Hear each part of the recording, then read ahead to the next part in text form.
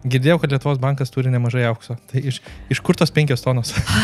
Yra vidutiniškai pervedama po 20 milijonų eurų. Tai dabar reikia paskaičiuoti. 60 milijonų eurų įneši ir kiekmet po 20 milijonų eurų. Labai geras verslininkas ta valstybė gaunasi šitoje vietoje. Tu susigrąžini. Investavimas sukaupė santaupas, ne santaupas sukūrė investavimą. Gerai, pajudinkim lengvesnius klausimus. Kaip valdomas 6 milijardų portfelis? Lengvesnis.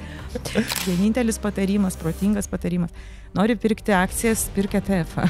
Nori pirkti obligacijas, pirk ETF. Infliacija tais laikais buvo 1100 kažkiek ten procentų. Kas, manai, šiuo metu yra pats likvidžiausias ir saugiausias investicinis įrankis? Bet jeigu paimi ilgesnį tokį istorinį periodą, tai aukso kainos svyravimai yra daug didesni negu galimybė uždirbti iš aukso vertės kaupimo. Vis tiek daug kartų įvardina, kad rizika yra labai svarbi. Taip. Kiek Lietuvos bankas rizikuoja? Rizikos biudžetas šiuo metu yra 250 milijonų. Kaip manot, kokių įžvalgų turi žmogus, kuris valdo 6 milijardų portfelį ir turi daugiau nei 30 metų patirtį finansų sferoje? Tikrai naudingų visiems, kurie ir pradeda investuoti ir yra jau pažengę investuotojai. Šiandien pas mus lankosi Rasa Platukienė iš Lietuvos banko ir aptariam įvairiausias temas, nuo 5 tonų aukso iki 6 milijardų portfelio strategijos ir kaip rizikos valdymas turėtų būti kartais didesnis prioritetas negu bendra investicinė grąža. Tikrai naudingas pokalbis, kuris išmokino ir mane tam tikrų dalykų, tai tikrai paskatinsiu pasižiūrėti, pasižvalgyti, nes gausite begalę naudos. Šokam tiesiai į pokalbį.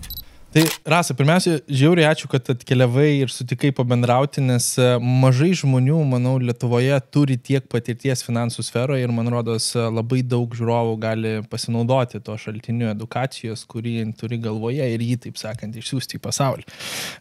Man tas pirmas klausimas visą laiką yra įdomu, kaip žmonės atsiduria tokiose situacijose, kaip apskritai tai netgi įmanoma, taip sakant, ką reikia pradėti, ką fokusuotis, kad atsidurti portfelio valdyme, kuris yra milijardinėmis sumomis Lietuvos, taip sakant, mastu? Į šitą poziciją žmonės atsiduria labai panašiai kaip ir į visas kitas pozicijas. Aišku, kad mes skelbiam konkursą ir ieškom žmonių ir ateina jaunimas ir aplikuoja į mano skyrių. Ir į tą poziciją. Vis puikiai suprantam, kad tokio didesnio, kaip sakyt, tokių didesnių žinių, kažkokio tai profesinio įdirbio patirties, aišku, kad nebus. Mes to ir nereikalaujam, viskas yra aišku. Ko mums iš tikrųjų reikia? Reikia, kad žmogus būtų žingeidus, kad žmogus gaudytųsi, kad turėtų tokias bazinės žinias, ta prasme bazinės ekonominės žinias, kad pradėti dirbti mano skyriuje, kad gauti valdybos pirmininko įgaliojimus sudaryti sandorius Lietuvos banko vardu, kad gauti portfelį asmeniniams sprendimams pavaldų. Tai be jokios abejonės yra reikalavimas išsilaikyti ACI certificate. Tai reiškia, tai yra tarptautinis sertifikatas.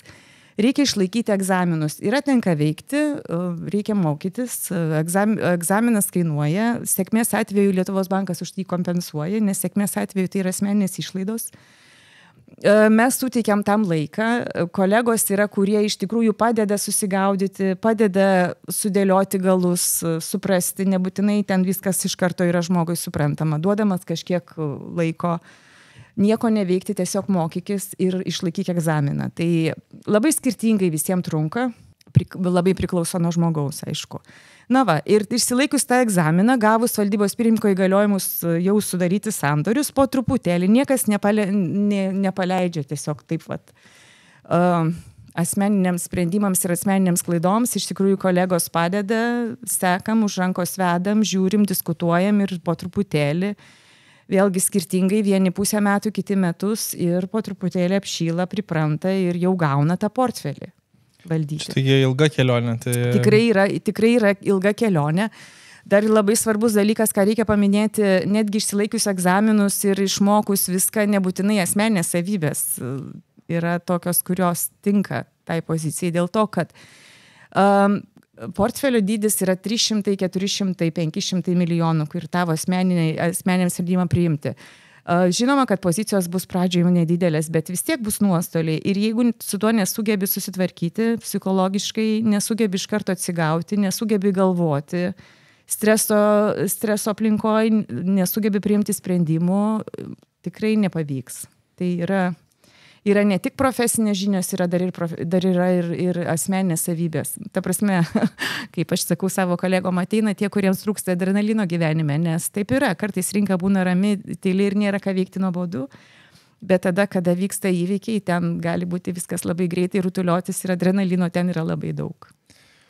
Paminėjai tas savybės, nes vis tiek, žinai, žmonėms kartais sunku suvokti 500 milijonų portfelis ir asmeniniai sprendimai. Taip. Lietuvos banke iš karto daug klausimų kyla, tai mes išsirutuliosime visą šitą vietą, bet man tikriausiai pirmas toks klaustukas su investavimo to aktyvaus valdymo pusė atrodo psichologinis aspektas, kuris yra tikrai, turi būti svarbus po žmogų ir turi būti tam tikri kertiniai dalykai, ką turėtų turėti žmogus tam, kad galėtų keliauti iš to keliu. Taip. Galėtume įvardinti bent tos pagrindinius, į ką maždaug žvalgotės, kas turėtų pa žmogų būti, kad jis arba jį galėtų būti šitoje pozicijoje? Visų pirma, loginis mąstymas ir mokėjimas daryti išvadas, analizuoti įvykius ir susijęti dalykus. Ta prasme, nes portfelio valdyme yra techniniai dalykai, techninė analizė, ją tiesiog galima išmokti, ten yra labai aiškus dalykai, labai aiškios taisyklės, bet kita labai svarbi dedamoji yra fundamentali analizė ir ten jau reikia dėlioti, ten yra ir politika, ir ekonomika,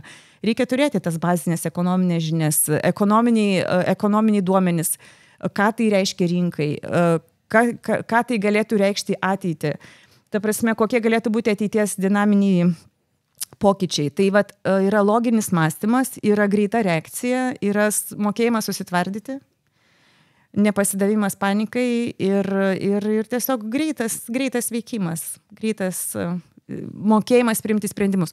Dabar, kai sakau asmeniniai diskrecijai, be jokios abejonės, tai yra limitų sistema. Tai tu negali pirkti tą, ką tu nori pirkti. Tai yra limitų sistema, yra tau leidžiama tiek ir ne kitiek nukrypti. Ne? Tai ir pozicijos dydis, ir tie patys vadinami stop lossai mūsų skyriuje yra, jeigu tau iš pozicijos vienos nepavyksta, tą poziciją reikia užsidaryti. Kas savaitę mes kalbam, monitorinam ir žiūrim, kaip sekasi, kokios pozicijos atviros yra, žmogus sako savo argumentaciją, kodėl jisai ten yra. Pozicija generuoja nuostolį, nediduką dar kol kas, bet vis tiek, kodėl tu ten esi, jisai teikia argumentus. Aišku, kad niekas mūsų nežino, kas toliau bus rinkoje. Jeigu jo tie argumentai yra logiški ir pagristi ekonominiais dalykais ir ekonominė politinė aplinka rinkoje, tai nekvestionuoji, tiki to žmogum ir būna dažnai taip, kad jisai būna ir teisus. Aš jau galvoju, dabar kelių procentų pasviravimas portfelį yra gan toks, sakykime, ypač jeigu jis labai koncentruotas, kur pradžioje dažnai žmonės sušoka į vieną kompaniją, į kitą kompaniją, yra dažnas dalykas. Kiekvieną dieną ten gali būti tam tikrų sviravimų. Žinoma, kuo labiau diversifikuotas, tuo labiau ten suvaldoma šitą pusę, bet nuo 500 milijonų portfelio aš sėdžiu, taip galvoju, kelių procentų pasviravimas kai kuriems gali labai emociškai pajudinti į neteisingas sferas. Tai turėti tą tokią, paminėjai kontrolę ir tą tokį netgi, kad ir kiek tu tiki, turi tam tikrą rizikos valdymą, kur sakai viskas, išeinam iš pozicijos privalomai, nekreipiu dėmesio į tą emocinę pusę, irgi yra labai svarus reikalas. Jo, tai Lietuvos banke mes taip gal nesikoncentruojame į atskiras įmonės, neperkam atskirų įmonių obligacijų ar akcijų. Jeigu ir perkam atskirų įmonių obligacijų, tai iš tikrųjų tai yra labai nedėliam sumom. Nes kad tą daryti, reikia būti atlikus analizę, rimtą analizę, įmonės finansinę būklę išsiaiškinus ir įvertinus. Mes tokių pajėgumų neturim ir dėl to mes ten labai ir, kaip sakyti, nesikoncentruojam. Ką mes darom, tai priemam tokius, sakykime, rinkos krypties, kreivės formos, ten skirtingų rinkų spredų pozicijas arba ten įvairius, kaip sakyti, įvairius drugeliai. Kaip čia pasakyti, kas yra drugelis, reiškia, kai parduodi trumpos trukmės vertybinių popierių ir ilgos trukmės vertybinius popierius ir perki vidutinės trukmės. Ne, ten, ta prasme, žiūri į pelningumų kreivių skirtumus, ne, ir tų skirtumų pokyčius. Tai yra tos strategijos yra truputėlį kitokios, jos nėra apie atskiras įmonės, kad nupirkau šitos įmonės obligacijas, sėdžiu ir laukiu, kad kils. Ne? Tai jeigu mes perkam esam obligacijų rinkoje, privačių obligacijų rinkoje, tai mes esam ETF-ose, kitaip tariant, mes esam segmente arba visoje rinkoje, visam indekse. Ir ten yra kryptis, ten yra kyla arba krinta. Jo, bet be jokios abejonės koncentracija gali būti tikrai pakankamai didelė. Vienas portfelio valdytojas, sakykime, 500 milijonų portfelį, jisai gali turėti kokias iki 7-8 atvirų pozicijų. Ta pozicija yra tokia kaip strategija, jisai tikisi ten, sakykime, augimo, jisai tikisi kainų augimo, jisai tikisi kreivės, sakykime, statėjimo, jisai tikisi kredito premijų, sakykime, siaurėjimo. Tai yra tokios, sakykime, atviros 6-7 pozicijos, bet koncentracija iš tų 6-7 pozicijų gali būti kokia nors vyraujanti viena ir ten rizikos faktorius gali būti labai didelis ir iš to gali būti pagrindiniai nuostoliai arba pagrindinis pelnas. Tai tai tos pozicijos, kiekviena pozicija yra sekama, kiekviena pozicija dileris turėtų pristatyti ir pateikti savo argumentaciją ir kiekvienai pozicijai yra maksimaliai toleruotina riba, iki kiek mes galim sau leisti prarasti. Ir jeigu ta pozicija tiek ir jau testuoja tą minusą tokį nustatytą, mes jau tikrai jau tada skatinam ją uždarinėti taip. Paminėjai vieną dalyką, kurį norėčiau truputį taip išplėsti, tai kad Lietuvos bankas šiuo metu neturi pakankamai resursų daryti didelę analizę individualių verslų. Tai. Ir kitoje pusėje turime mažmeninį investuotoją, kuris atsidarė kažkokį ten kelių valandų kursą, kaip daryti techninę analizę ir kaip į šitą kompaniją galima investuoti ir užsidirbti. Gali galbūt truputį užkabinti, kiek iš tiesų reikalauja resursų pasidaryti teisingą analizę ir ant kiek tai galbūt yra lošimas tų poros valandų pasižiūrėjimų. Taip, tai techninė analizė iš tikrųjų 2 valandas pasižiūrėjus perprasti jos esmę gal ir galima. Taip tai toks labai jau drąsus, sakyčiau, 2 valandų yra, ta prasme, tik tai yra susipažinti su techninė analizė. Reikėtų daugiau ten laiko skirti tai techninė analizai, bet techninė analizė perprasti iš tiesų mažmeninis investuotojas tikrai gali. Pasiklausęs kursų, pasiskaitęs knygų, tikrai susidėliojęs visas taisyklės savo galvoj, tikrai gali ją perprasti. Kas liečia fundamentalią analizę, ta prasme, jeigu tu nori nusipirkti tam tikros vienos įmonės akcijas, tai tu turi praseiti per jos balansą. Mes žinom, kad jeigu mes kalbam apie tarptautinę įmonę, apie, sakykime, Amerikos įmonę ar ten kažkokią didelę įmonę, kurios dabar drivina rinką, ne ten tas viena iš to nuostabiojo 7, tai iš tikrųjų ne tai, kad balansą, tau reikia dar tą balansą pasižiūrėti, kritiškai vertinti, nes Amerikos apskaitoje yra galimybė šiek tiek, sakykime, pagražinti balansą oficialiai, yra ten tas vadinamas gap, tas apskaitos tie visi standartai Amerikos, kurie tiesiog leidžia tau pagerinti, pagražinti balansą. Tu turi turėti tikrai daug žinių, kad tą balansą susidėlioti teisingai, susidėlioti pinigų srautus teisingai, įvertinti įmonės kredibilumą, įvertinti likvidumą, įvertinti, kiek ta įmonė naudoja sverto, įvertinti tos įmonės, sakykime, produkciją ir paklausą tai produkcijai, įvertinti tos įmonės augimą ir taip toliau ir panašiai. Tai yra tikrai labai didelis darbas. Įmonėse didelėse, sakykime, toks pat BlackRockas, vienas iš didžiausių išorinių turto valdytojų. Tai ką jie daro? Tai jie paima vieną žmogų ir dedikuoja vieną įmonį. Ir tas žmogus vieną įmonę tik seka, jisai daugiau nieko nedaro. Arba ten koks nors kitas žmogus paima, jisai seka ten, sakykime, vidutinio vartotojo Amerikoje paveikslą. Jisai daugiau nieko nedaro, tai prasme, labai giliai lenda ir tai yra labai daug darbo ir labai sudėtingas uždavinys. Ar dabar mažmeninis investuotojas, neturėdamas prieigos visų pirma prie kokybiškų duomenų, kokiais duomenimis jisai googlina, iš kur jis gauna duomenis, ar tie duomenys kokybiški, nežinau, gal, bet tikriausiai nelabai. Tai neturėdamas savalaikės informacijos, neturėdamas kokybiškos informacijos, kokio lygio jis analizę gali, jisai susirado kažkokius tai balansus, kokio laiko tie balansai, kokia dabartinė įnamoji situacija, jisai tikriausiai nelabai žino. Tai taip pasikliauti ir sakyti, kad žinau ir kad žinau, ką darau, tai būtų labai drąsu. Žinai, tu, kai pasakai, likvidumą įsivertinti ir man toks 20 klausimų iš karto. Taip, realistiškai čia kiekvienas iš tų greitai įvardintų klausimų turi dar po 20. Absoliučiai, nes ten yra krūvos rodiklių ir tie rodikliai, jeigu tu paimi balanso duomenis, dar tos balanso duomenis reikia juos reikia dar kritiškai vertinti, dar ne taip paimti iš balanso, dar įvertinti cash flow'o visą analizę ir juos sudėti ir atimti ir koreguoti ir įvertinti tos rodiklius. Ta prasme, tas pats, sakykime, price earnings ratio, ne akcijose. Dabar price earnings ratio, paimi ir pasižiūrė, ne. S&P price earnings ratio dabar yra kokie nors 23-25, mintinai neatsimenu kažkas tokio, ne. Bet jeigu tu paimi tą price earnings ratio ir jį įvertini infliaciją, įvertini sezoniškumą, įvertini tuos visus balanso apskaitos, tas visas plonybės, tai tas price earnings ratio yra 34-35, ta prasme visiškai kito lygio damuo. Ir tada tu turi visiškai kitokį atsakymą, visiškai kitokį vertinimą, ar ta rinka yra brangi, ar jinai nebrangi. Tai mažmeniniam investuotojui pasikliauti vieną akciją, vieną obligaciją yra iš tikrųjų drąsu ir dabar, kai atsirado ETF ir kai ETF yra prieinami plačiai visuomeniai, mažmeniniam investuotojui, tai, ta prasme, vienintelis patarimas, protingas patarimas. Nori pirkti akcijas, pirk ETF. Nori pirkti obligacijas, pirk ETF. Čia net nepradedam kalbėti apie portfelio formavimą per tą pusę, kad reikia diversifikuoti, ne į vieną kompaniją. Taip. Kol išsianalizavai vieną, tikėtina, kad informacija irgi kažkiek pasikeitė. Gerai. Pajudinkim dar linksmesnės temas. Girdėjau, kad Lietuvos bankas turi nemažai aukso. Tai iš kur tos 5 tonos? 5 tonos aukso yra tik 5,8 tonos, beveik 6 tonos, jeigu taip tiksliai kalbant.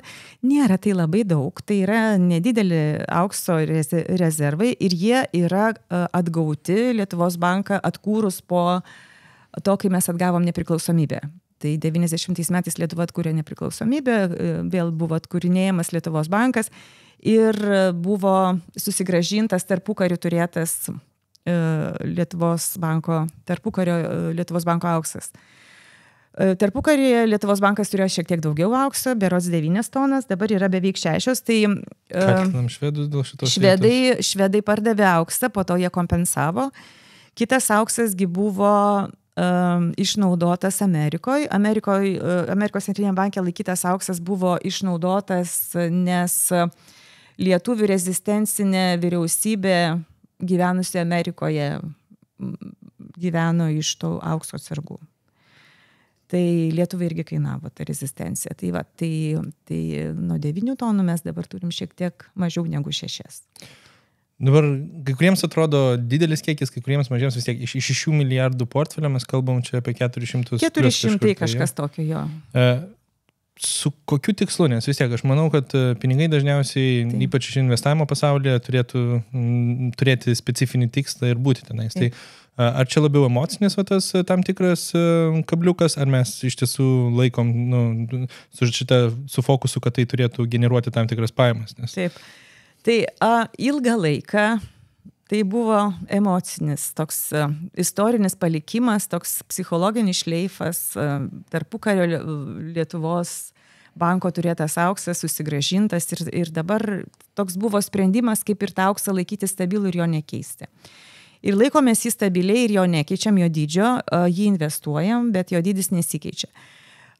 Šiaip iš finansinių aktyvų valdymo pusės, iš investavimo pusės, auksas, kaip ir bet koks kitas finansinis instrumentas, yra dar viena aktyvų klasė, dar viena turto klasė ir kiek jos turėti, ar neturėti, yra strateginės aktyvo lokacijos uždavinys. Tai, kitaip tariant, vertini aukso riziką, kainos pokytį ir galimybę uždirbti. Tai auksas jis neturi tokių periodinių įplaukų, dividendų arba atkarpos pavydalų, kaip turi akcijos arba obligacijos, ne? Bet auksas jisai kaupia vertę. Reiškia, aukso kaina kyla, kompensuodama infliaciją ir kompensuodama kitokius geopolitinius, ekonominius, krizinius visokius padarinius, tai jo vertė, tai jis tikrai vertę kaupia. Dabar ar tas vertės kaupimas iš tikrųjų atsveria tą jo generuojamą riziką, tai nelabai, rizika yra didesnė. Jo kainos sviravimas yra daug ryškesnis negu kad vertės kaupimas. Pastaruoju metu, ypatingai prasidėjus karui Ukrainoje, tai aukso vertės kilimas yra labai didelis ir apčiuopiamas. Iki to taip nebuvo. Jo COVID periode vėlgi buvo didelė banga, didelis šuolis, nes buvo labai didelė infliacijos šuolis ir aišku aukso kainos šuolis. Bet jeigu paimi ilgesnį tokį istorinį periodą, tai aukso kainos svyravimai yra daug didesni negu galimybė uždirbti iš aukso iš aukso vertės kaupimo. Galvoju, dabar paskutiniais metais tai sakytų visi geriausia investicija, viena iš tokių, taip ir yra, taip ir yra, ir aukso, taip ir yra, S&P, jo, metai dar nesibaigė, bet S&P 27-8 kažkas tokio, 30 plus. O auksas yra 30 plus, tai yra tikrai labai gera investicija. Bet to pačiu, jeigu mes paimam didesnį laikotarpį, vienareikšmiai, jo, tai truputį. Bet kokiu atveju, jeigu tikėsi infliacinio šoko, o aš esu šitoj stovykloje asmeniškai, tai auksas yra gera investicija, nes tai yra labai geras apsidraudimo nuo infliacijos instrumentas. Užkabinkim tą infliacijos šoką, nes, manau, ne visiems aišku, ką tai reiškia. Gal gali truputį išsiplėsti? Jo, tai infliacijos dabar, infliacija COVID laikotarpį buvo labai didelė, nes mes žinom priežastis, ten buvo sutrukinėję pasiūlos ir tiekimo grandinės. Ir infliacija iš tikrųjų buvo labai didelė ir centriniai bankai didino palūkanų normas. Ir tą infliaciją liktai ir suvaldė. Ar dėl centrinių bankų palūkanų normų kėlimo, ar dėl to, kad susitvarkė kiti dalykai, tai čia klausimas. Bet infliacija sugrįžo Amerikoje, sakykime, iki 3,5%, kas yra tikrai vis dar didelė infliacija. Kodėl kalbu apie Ameriką? Nes Amerika pirmoji ekonomika ir jinai yra ta, kuri visą globalią rinką judina ir drivina. Tai dabar kalbant apie Ameriką, Trumpas laimėjo rinkimus ir Trumpo politika, jeigu tie politiniai pažadai, su kuriais jisai ėjo į rinkimus, bus nors, nežinau, 30-50% įvykdyti, tai mes turėsim infliacinį šoką dėl labai paprastų dalykų. Visų pirma, tarifai. Kanadai jis jau pasakė, kad jis siūlo 25% tarifą. Kanados centrinis bankas, žinot, vakar atsistatydino Kanados finansų ministrė. Dėl to, kad Kanados centrinis bankas padidino palūkanas jau antrą kartą 50 bazinių punktų, daugiau negu kad rinka tikėjosi. Ir kodėl jie tai daro? Jie tai daro dėl tarifų, dėl to, kad 25% tarifai Kanadai jam reiškia praktiškai peilį jų ekonominiam augimui. Bet antra vertus, tai čia Kanados problema, bet antra vertus, ką tai reiškia patiem Amerikos vartotojams, nes Kanada yra labai didelė prekybinė partnerė Amerikos, tai Amerikos vartotojams tai reiškia didesnės kainas Kanados produkcijai, iš Kanados importuojamiem gaminiam ir paslaugom, didesnės kainas 25%, tai yra labai daug, labai didelis pokytis. Tai yra tik tai pasiūlymas, Trumpas dar nėra inauguruotas, jis dar nėra prezidentas, taip, bet ir tas 25% pažadas nebūtinai jisai bus įvykdytas. Galbūt čia tik tai startinė derybinė pozicija, ko labai tikisi rinkoje. Bet jeigu bus 25%, tai yra labai daug. Tas pats liečia Meksiką. Ir jau nekalbant apie Kiniją. Kinijai yra siūloma uždėti 60% tarifus. Tai reiškia, Amerikos vartotojams kinietiškos prekės turėtų pabrangti, jeigu ne visų 60%, tai kažkas labai panašių, bet labai didelių skaičių. Ir tai yra labai didelis šokas, infliacinis. Antras dalykas, ką sako Trumpas, masinė deportacija. 10 milijonų nelegalių darbuotojų, emigrantų bus deportuoti iš Amerikos. Žemės ūkiai Amerikos nelegaliai dirba apie 50% žmonių. Tai 50% visų dirbančių žemės ūkiai yra nelegalai. Ką tai reiškia žemės ūkiui? Jeigu juos visus deportuoja. Ta prasme, jeigu tai yra politinis šou ir tiesiog būdas patekti vėl atgal į ovalų kabinetą Baltuosiuose rūmuose, tai viskas okei. Jeigu tai yra rimtas realus pažadas ir jis bus įgyvendintas, tai yra tikrai labai didelis infliacinis šuolis. Kiti dalykai yra tokie bendro pobūdžio, sakykime, infliaciniai dalykai, bendro pobūdžio žalioji banga. Žalioji banga Amerikai, Trumpas vėlgi yra pasakęs, kad jo energetinė politika yra drill baby drill, taip? Visi šitą kažkur užsirašęs. Visi šitą užsikabino ir visi šitą cituoja, nes jinai labai iškalminga, tai reiškia, kad jam žalioji banga nėra svarbu, jis žiūrės kitų dalykų. Žiūrės ekonominį augimą ir tai, kas yra Amerikai svarbiausia. Tai ta žalioji banga yra šiaip infliacinis faktorius, bet Amerikai galbūt nėra tiek labai jisai didelis. Tas pats dirbtinis intelektas, jisai lygiai taip pat brangsta, jo paslaugos ir ir dirbtinas intelektas dabar palikinėja laboratorijas ir eina į pramonę, ir eina į gamybą, eina į paslaugų sektorių, žengia tik tai pirmosius žingsnius, tai kitaip tariant, visą tą pasiemant, įgyvendinant visą šitą dirbtinio intelekto produkciją, tikrai kainų šuolis gali būti nemenkas, ne? Irgi paskutinis globalus dalykas, kuris labai yra infliacinis, yra demografija, senstančios visuomenės. Ta pati Kinija šiuo metu, 19 metais tikriausiai pervirto į senstančią visuomenę, kai mirčių skaičius yra didesnis už gimimų skaičių ir jinai yra tikriausiai globaliai dabar sparčiausiai senstanti visuomenė. Tai senstanti visuomenė, išlaikyti ekonominį augimą senstančiai visuomenė yra labai sudėtinga. Mažiau pagaminama produkcijos, ji tampa brangesnė. Tai infliacinis šuolis iš demografinių pokyčių yra tikrai labai didelis. Tai kitaip tariant, vieni dalykai yra greičiau pajaučiami kaip tarifai ir deportacijos, kiti dalykai yra tokie vidutinio ir ilgesnio laikotarpio, kaip, sakykime, žaliosios bangos dar dienotvarkė ir visokie sprendimai, dirbtino intelekto atėjimas, ne, ir ten demografija, galbūt jie pasijaus truputėlį lėčiau, bet jie vis tiek prisidės prie infliacijos. Tai kitaip tariant, aš esu asmeniškai, aš toj stovykloj, kur tikėčiausi, kad didesnė infliacija mes pamatysim ganėtinai greitai ir dėl to centriniai bankai, ypatingai Amerikos centrinis bankas, greičiausiai mažins mažiau palūkanas, negu kad rinka yra nusistačiusi. Dabar yra įkainuoti 3 mažinimai iki kitų metų pabaigos, netgi šiek tiek mažiau, gal 2,8, 2,8, tai reiškia nepilni 3 palūkanų normų sumažinimai. Kitais metais, tai mano asmeniniu įsitikinimu, kad tikriausiai Amerikai bus sudėtinga, Amerikos ir bankui sudėtinga bus tai padaryti dėl infliacijos. Aš su tom analizėm dažniausiai visą laiką truputį skeptiškai, nes yra ten ta labai draugiška istorinė statistika, kaip spėlioja net patys, taip sakant, nariai, kurie galvoja, kur bus, taip sakant, sumažinimai, nu ir kaip, taip sakant, vėluoja arba anksčiau tai reaguoja. Tai rinka čia tie dosai vadinami. Jo, kur rinka labai taip, sakykime, priimčiau su daug druskos, sakykime, su tos vertinimus į ateitį. Sudėtinga. Labai didelis kiekis žmonių ir labai didelis kintamųjų kiekis irgi.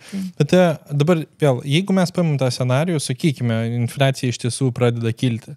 Tai vienintelis logiškas, aš žiūriu, pasirinkimas iš federalinio šioje vietoje rezervo bus palūkanų didinimas. Tai reiškia labiau akcijų tikriausiai, tos akcijos, kurios yra pervertintos šitoje vietoje skausmingiausia bus, tas dėl ateities pelnų, bet tada fiksuotos grąžos įrankiai ir mes turim galvoje auksą kaip vieną iš variacijų, kas turės labai draugišką laikotarpį, ar teisingai galvoju? Infliacinėje aplinkoje infliacija auksui yra labai palanki aplinka. Visada. Kam dar? Kam dar infliacija galėtų būti nedidelė, aišku, iš dalies nedidelė infliacija galėtų būti palanki ir tom pačiom akcijom. Sudėtinga pasakyti, kam yra su infliacija susėti vertybiniai popieriai, obligacijos susėtos su infliacija. Čia tie tipsai, kur Lietuvoje retail investuotojai nelabai, mažmeniniai investuotojai sunkiai gali kažkaip turėti tokį, ar gali? Ar aš kažką nežinau? ETF-ai yra. Jo. Ta prasme, šiais laikais mažmeniniam investuotojai su ETF-ų atėjimu ir išplitimu, ETF-ai yra bet kuriai aktyvų klasiai, tam pačiam auksui. Norite investuoti į auksą, nepirkite aukso, pirkite ETF-us, kurie seka auksą. Norite investuoti į infliaciją, pirkite ETF-us, kurie seka infliaciją. Ta prasme, bet kokį finansinį instrumentą galima dabar įgyventinti per ETF-us. Ir tai bus diversifikuota, visos analizės atliktos, pirksit visą rinką. Ir nusipirkę 3-4 ETF-us į savo asmeninį portfelį, turėsite maksimaliai kokybiškai diversifikuotą portfelį ir užmirškit. Labai pritariu. Čia tik pasiruoštiems gal trumpalaikiams kalneliams, turėti tą emocinį stabilumą ir tą planą. Gerai, su infliacija dar užkabinsim dėl tos vertinimo ateityje. Aš noriu truputį dar grįžti. Realiai pamačiau tave kitame podcast'e ir pridėsiu irgi aprašymę, nes man labai įdomi buvo visa istorija, kaip patekai į rolę ir visa istorija, taip sakant, kaip ten istorijų prisiklausiau, tai įsidėjau, visas buvo, wow, tai irgi aprašymę paliksim, paskatinsiu žmonės nueit pažiūrėti, bet išgirdau vieną vietą ir mane patį nustebino diskusijoje su kitais žmonėm apie Lietuvos banką. Ir ar tai, taip sakant, tam tikrus įsitikinimus, kuriuos turi žmonės, kurie kartais galbūt nėra taip gerai susipažinę. Tai daug kas galvoja, kad Lietuvos bankas yra biudžetinė įstaiga. Gal gali šitoje vietoje truputį paedukuoti žmonės? Jo, be jokios abejonės. Galiu pakartoti tai, ką tada pasakiau. Tikrai nėra, niekada nebuvo ir niekada nebus. Lietuvos bankas nėra biudžetinė įstaiga, nes biudžetinės įstaigos pagal biudžetinių įstaigų įstatymą gauna išlaikymą, dotacijas pilną arba dalinį išlaikymą iš valstybės. Lietuvos bankas to niekada negavo ir niekada negaus, nes yra politiškai nepriklausoma institucija. Dabar tai, kad viskas papasakoti taip, kad visi klausytojai suprastų, man reikėtų praseiti per istoriją. Tai aš, jeigu galima, tai tikrai pirmin šokam, gerą edukaciją. Pabandysiu pasinaudoti progą ir praseiti pro istoriją ir sudėlioti ant pirštų parodyti, kaip viskas buvo ir kaip viskas yra. 90 metais Lietuva atgauna nepriklausomybę ir yra atkuriamas Lietuvos bankas. 90 metais Lietuvos apyvartoj yra rubliai, svetima valiuta. Labai greitai yra įvedami talonai. Vyresni mano amžiaus klausytojai tikriausiai atsimins tuos visus žvėriukus vadinamus vagnorkiam. Aš dar turiu, man rodos, porą šitam kiaulę taupikliai, tiesiog iš edukacijos pusės. Vagnorkės, reiškia laikinieji talonai. Laikinieji talonai pradėjo cirkuliuoti kartu su rubliu. Reiškia, jeigu perki parduotuvėj duonos, tai tiek sumoki rublių, tiek turi sumokėti ir talonų. Kodėl? Dėl to, kad atskirti rublius, kažkaip juos atskirti nuo tų rublių, kurie yra Lietuvoje, nuo bendrai esančių rublių, kurie yra mums nedraugiškoj šaly. Labai greitai, 91 metų berods vidury, talonai liko vieni. Rubliai buvo panaikinti ir talonai liko vieni. Infliacija tais laikais buvo 1100 kažkiek ten procentų, net nebesvarbu, bet 1000% Lietuvoje, taip mes gyvenom tokiom sąlygom. Aš tai pasakai atsimenu. Visiems, visi galvoja, po 25 buvo daug. 1100, tai buvo 92 metai. 93 metais jau infliacija Lietuvoje buvo 190%. Ta prasme, kitaip tariant, buvo visiškai laukiniai laikai. Dabar ką daryti Lietuvos bankui, Centriniam bankui? 93 metais yra įvedamas litas. Santykių 1:100, nes reikia suvaldyti šitą beprotišką pasiutpolkę kainų. Visą šitą infliaciją reikia suvaldyti. 1:100 yra pinigų reforma, įvedamas litas ir Lietuvoje pradeda cirkuliuoti litai. Ne? Ir tuo pat metu yra išleidžiamas lito patikimumo įstatymas, kuris sako, kad litai esantis Lietuvos apyvartoje privalo būti padengti Lietuvos banko turimais užsienio rezervais. Lietuvos bankas, ką tik atkurta institucija, jos užsienio rezervai yra neįtikėtinai maži. Bet ir litų poreikis yra neįtikėtinai mažas. Tais laikais BVP vienam gyventojui. Kaip galvoja, Emilija, koks buvo BVP vienam gyventojui? Koks įmanomas mažiausias BVP vienam gyventojui? 93 metais tai buvo... Nenupiešiu į kurią pusę, nes čia... 36 litai vienam gyventojui. Lietuvos BVP. Ta prasme, mes ten buvom. Lietuva padarė neįtikėtiną šuolį. Staiga taip visi gerai gyvenam po šito. 10 metų mes turime eurą, mes skaičiuojam tūkstančiais ir mums 1000 nėra dideli pinigai, sakom investuok, tai 1000, kas čia tokio. Mes padarėm neįtikėtinai didelį šuolį, mes turėtume džiaugtis ir didžiuotis, bet grįžkim ten. Taigi, Lietuvos bankas turi labai mažai užsienio rezervų, litų apyvarto yra neįtikėtinai mažai, bet šalis auga, šalis vystosi, verslai vystosi, po truputėlį įsivažiuoja, poreikis pinigams didėja. Lito patikimumo įstatymas sako, jeigu tu nori litų, ateini į Centrinį banką litų, lito patikimumo įstatymas reiškia, kiekvienas litas išleistas į apyvartą yra padengtas Lietuvos banko užsienio rezervais ir auksų 100%. Negali būti padengimas mažesnis negu kad 100%. Kitaip tariant, jeigu auga Lietuvos banko užsienio rezervai, didėja lito apyvartoj. Kitaip litai apyvartoj didėti negali. Ne? Tai iš kur dabar mums tie užsienio rezervai gali augti? Žmonės, verslai, jeigu jie išeina į užsienį, o tai buvo vienintelė įmanoma reali galimybė augti verslui, jie išeina į užsienį, parduoda savo prekes paslaugas, jie gauna įplaukas valiutinės. Ne? Valiutinės įplaukas jie parduoda komerciniam bankui. Komercinis bankas parduoda Lietuvos bankui ir gauna ir perka iš Lietuvos banko litus. Kitaip tariant, žmogu buvo ant kiekvieno kampo pilna valiutos keityklų, valiutos keityklų. Pilnas miestas, visi pilni miestai buvo valiutos keityklų. Ir labai greitai 94 metais berods litas buvo prifiksuotas prie dolerio, fiksuotų kursų 1:4. Kitaip tariant, valiutos keitykla tau leidžia, reiškia, 4 litai $1 pirkti, parduoti bet kada, už fiksuotą kursą visada bus vienodai. Tai reiškia, ateina verslai, ateina žmonės į valiutos keityklą, išsikeičia, jie padaro sandorį, jie parduoda savo turimą valiutą ir jie nusiperka litus. Kitaip tariant, jie pardavė tą užsienio valiutą. Ta užsienio valiuta tada komerciniai bankai atėjo pardavė Lietuvos bankui. Lietuvos bankas išleido litus. Iš kur Lietuvos bankui gauti litus? Lietuvos bankas litus spausdina. Ne Lietuvoj, užsienį. Litų spausdinimo paslauga yra labai brangi. Litų kokybės užtikrinimas labai brangus. Litų padirbinėjimas, žinom, laukiniai tada buvo laikai, 90-ieji metai Lietuvoje apskritai buvo laukiniai laikai. Tai litų padirbinėjimas buvo masiškas, ne? Tai litų kokybės užtikrinimas, keitimas, visas šitas monitoringas. Lietuvos banko išlaidų eilutė, tai buvo didžiausia išlaidų eilutė, litų spausdinimas ir litų apyvartoje esančių kokybės užtikrinimas, ne? Ir beje dabar yra viena iš didžiausių eilučių, ne, pinigų emisija. Tai va, tai Lietuvos bankas darė visas šitas transakcijas, parduodamas litus, kuriuos pats spausdina už savo pinigus ir supirkdamas užsienio valiutą.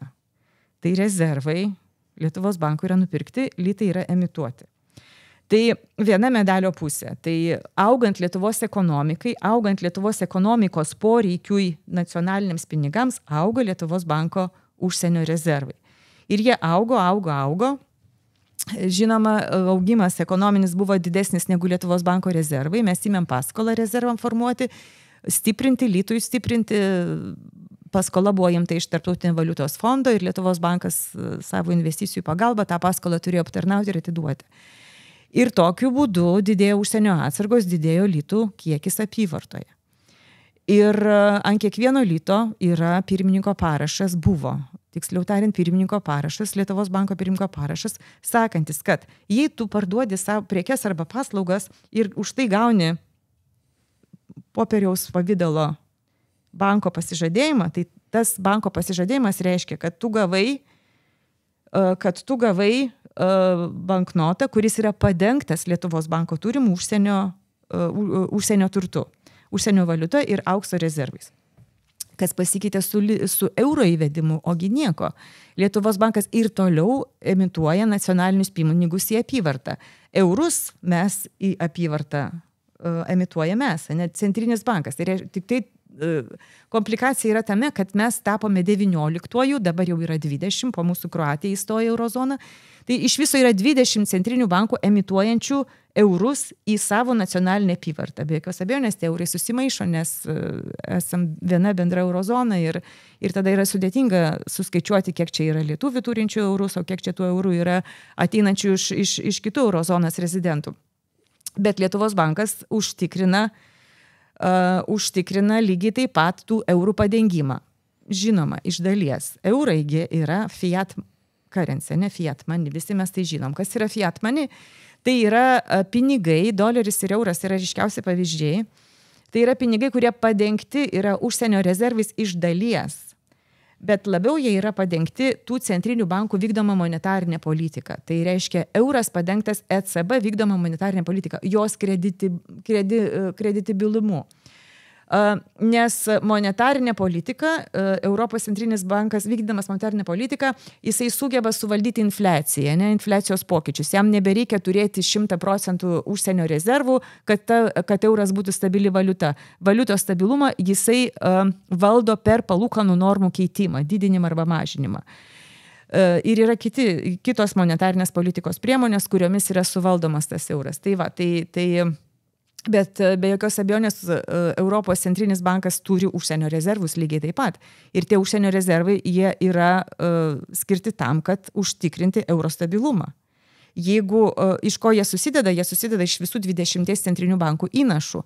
Jeigu užsienio rezervų, tų, kuriuos turi ECB-as, pristruktų, vykdant monetarinę politiką, tai labai paprasta. Kiti 20 centrinių bankų padėtų. Dar kartą įneštų. Ir dar kartą, nes ES steigimo sutartį... Didelė šeimyna. Taip, mes esam didelė šeimyna ir mums visiems vienodai skauda, mes esam vienoj valty ir euro kurso stabilumas mums visiems vienodai svarbus. Visose 20 centrinių bankų jų misija pagrindinė yra užtikrinti euro stabilumą. Viena iš pagrindinių. Kaip ir ECB, pagrindinė misija yra užtikrinti euro stabilumą. Na tai va, tai dabar vėl grįžtame apie Lietuvos banką. Tai mes jau dabar žinom, iš kur atsirado pas Lietuvos banką užsienio rezervai ir ar tie užsienio rezervai priklauso Lietuvai. Užsienio rezervai Lietuvai tikriausiai nepriklauso, nes jie buvo nupirkti už eurų parduodant nacionalinę valiutą. Kiekvieną kartą tai buvo sandoris, taip? Tai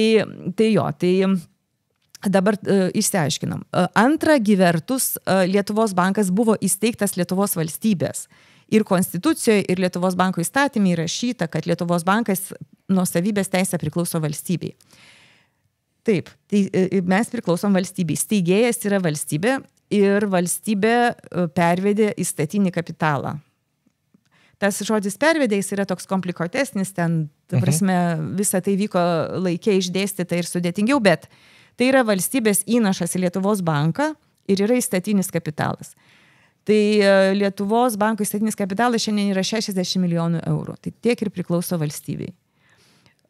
Lietuvos banko turtasgi priklauso Lietuvos bankui nuosavybės teisę. Reikia suprasti tokį labai paprastą dalyką. Kai dabar, įsivaizduokim supaprastintai, verslininkas įsteigia įmonę, jis įneša įstatinį kapitalą ir įmonė turi balansą. Jinai turi turtą ir turi įsipareigojimus. Taip, turtas ir įsipareigojimai, tų dviejų daiktų skirtumas yra kapitalas. Tai kapitalas, įstatinis kapitalas yra viena iš kapitalo eilučių. Yep.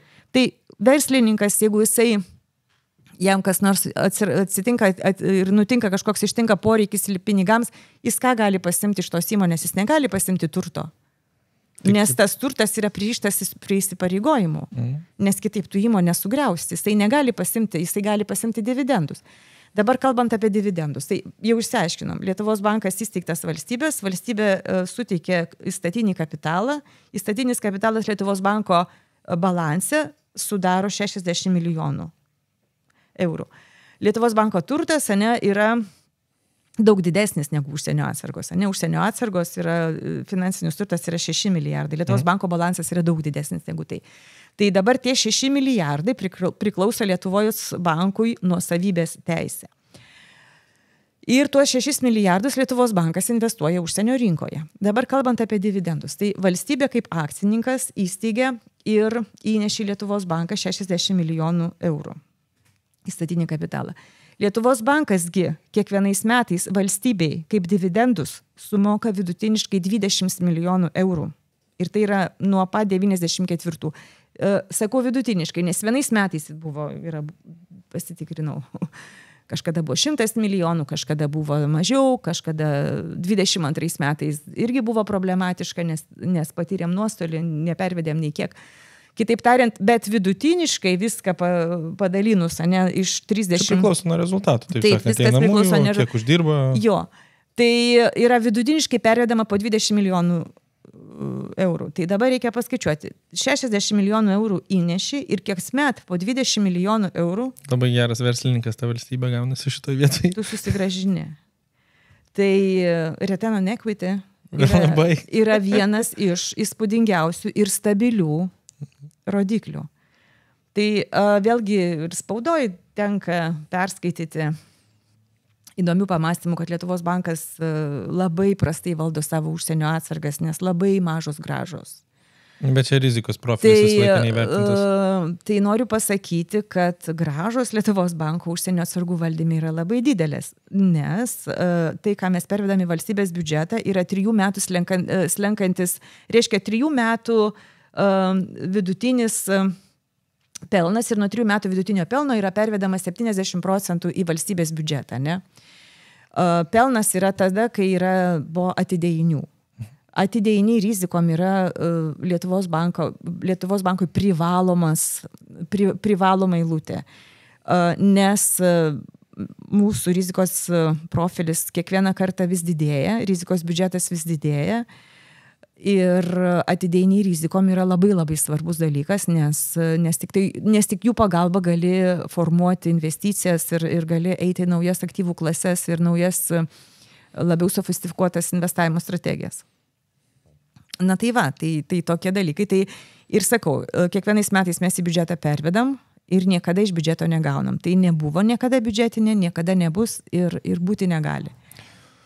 Labai, žinai, labai smagu šiaip pasiklausyti tų pradinių pavyzdžių, man tie laukiniai vakarai kažkodėl visą laiką sudomina, nes tai tokia kaip ir mūsų istorija, bet daugelis žmonių, sakykime, nepatyrė dar jų ir tai, kas žengia dabar, paskutinius gal, sakykime, 5 metus išgirdo, kad investavimas yra, manau, infliacija tą 25% labai paskatino didelį kiekį pasidomėti, tai staiga daug naujų žmonių sako, investavimas yra cool, reikia pasidomėti ir pasižiūrėti, bet tas finansų pasaulis, koks jis komplikuotas, daugelis, sakykime, dar sąlyginai nesupranta. Tai man tos kartais istorijos ir kaip mums teko praeiti kaip valstybė ir kaip visiems sprendimus priimti ir kaip tai atrodė, parodo, kokias problemas iš tiesų sugebėjom perlipti. Tai labai visą laiką kažkodėl dominanti tema.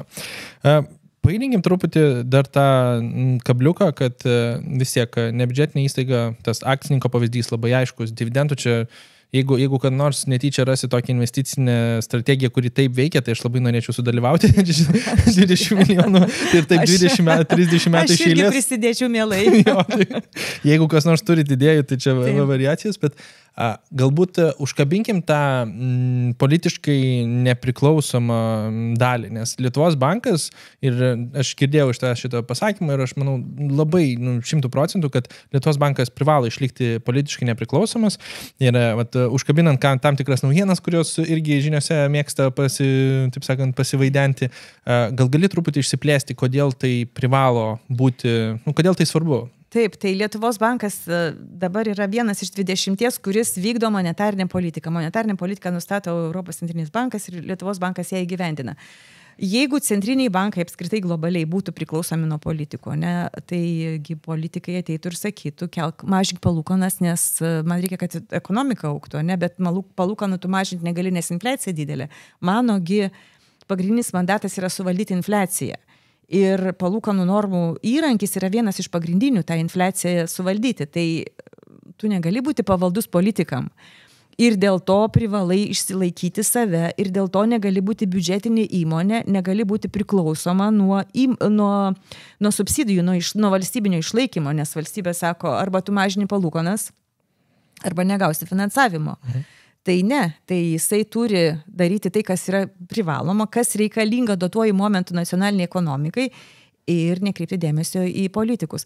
Vėlgi dabar labai įdomu su Trumpo išrinkimu. Trumpas yra pasakęs, kad jisai yra multimilijonierius, aišku, ir jisai turi labai gerus instinktus investavimo ir jisai žino, kokios turėtų būti palūkanų normos ir jisai norėtų, kad Federalinių rezervų bankas atsižvelgtų į jo nuomonę, didinant arba mažinant palūkanų normas. Tai man tai skambėjo kaip anekdotas ir bus labai įdomu pasižiūrėti vėlgi, ar tai politinis šou tik tai buvo, ar jis bandys kažką daryti. Iš karto po rinkimų buvo federalinio komiteto posėdis, Federalinių rezervų banko atviros rinkos komiteto posėdis ir tengi žurnalistė paklausė Jay Pavelo, ar jis ketina atsistatydinti, nes išrinktas prezidentas, jis jau kėsinasi į jo politinę nepriklausomybę. Tai Pavelas sakė, kad ne, aš atsistatydinti tikrai neketinu ir darysiu savo darbą tai, kas man privaloma. Užtikrinsiu infliacijos suvaldymą ir nedarbo lygio suvaldymą Amerikoje. Amerikoje jie turi 2 mandatą. O Europoje mes turim 1 mandatą, kainų stabilumas. Ir tai yra ne tik Lietuvos banko, ne tik ECB, tai yra globalus reiškinys. Centrinis bankas, jis privalo būti politiškai nepriklausomas. Ir dėl to jisai negali būti biudžetinė įstaiga, nes ta nepriklausomybė taip ir yra garantuojama, kad tu save išsilaikai ir tu darai tai, kas tau priklauso. Bejegi ta pati valstybė, Lietuvos valstybė, įsteigdama Lietuvos banką, jam pasakė, kokios funkcijos, išleido įstatymą ir įstatymė surašė, kokias funkcijas Lietuvos bankas turi vykdyti.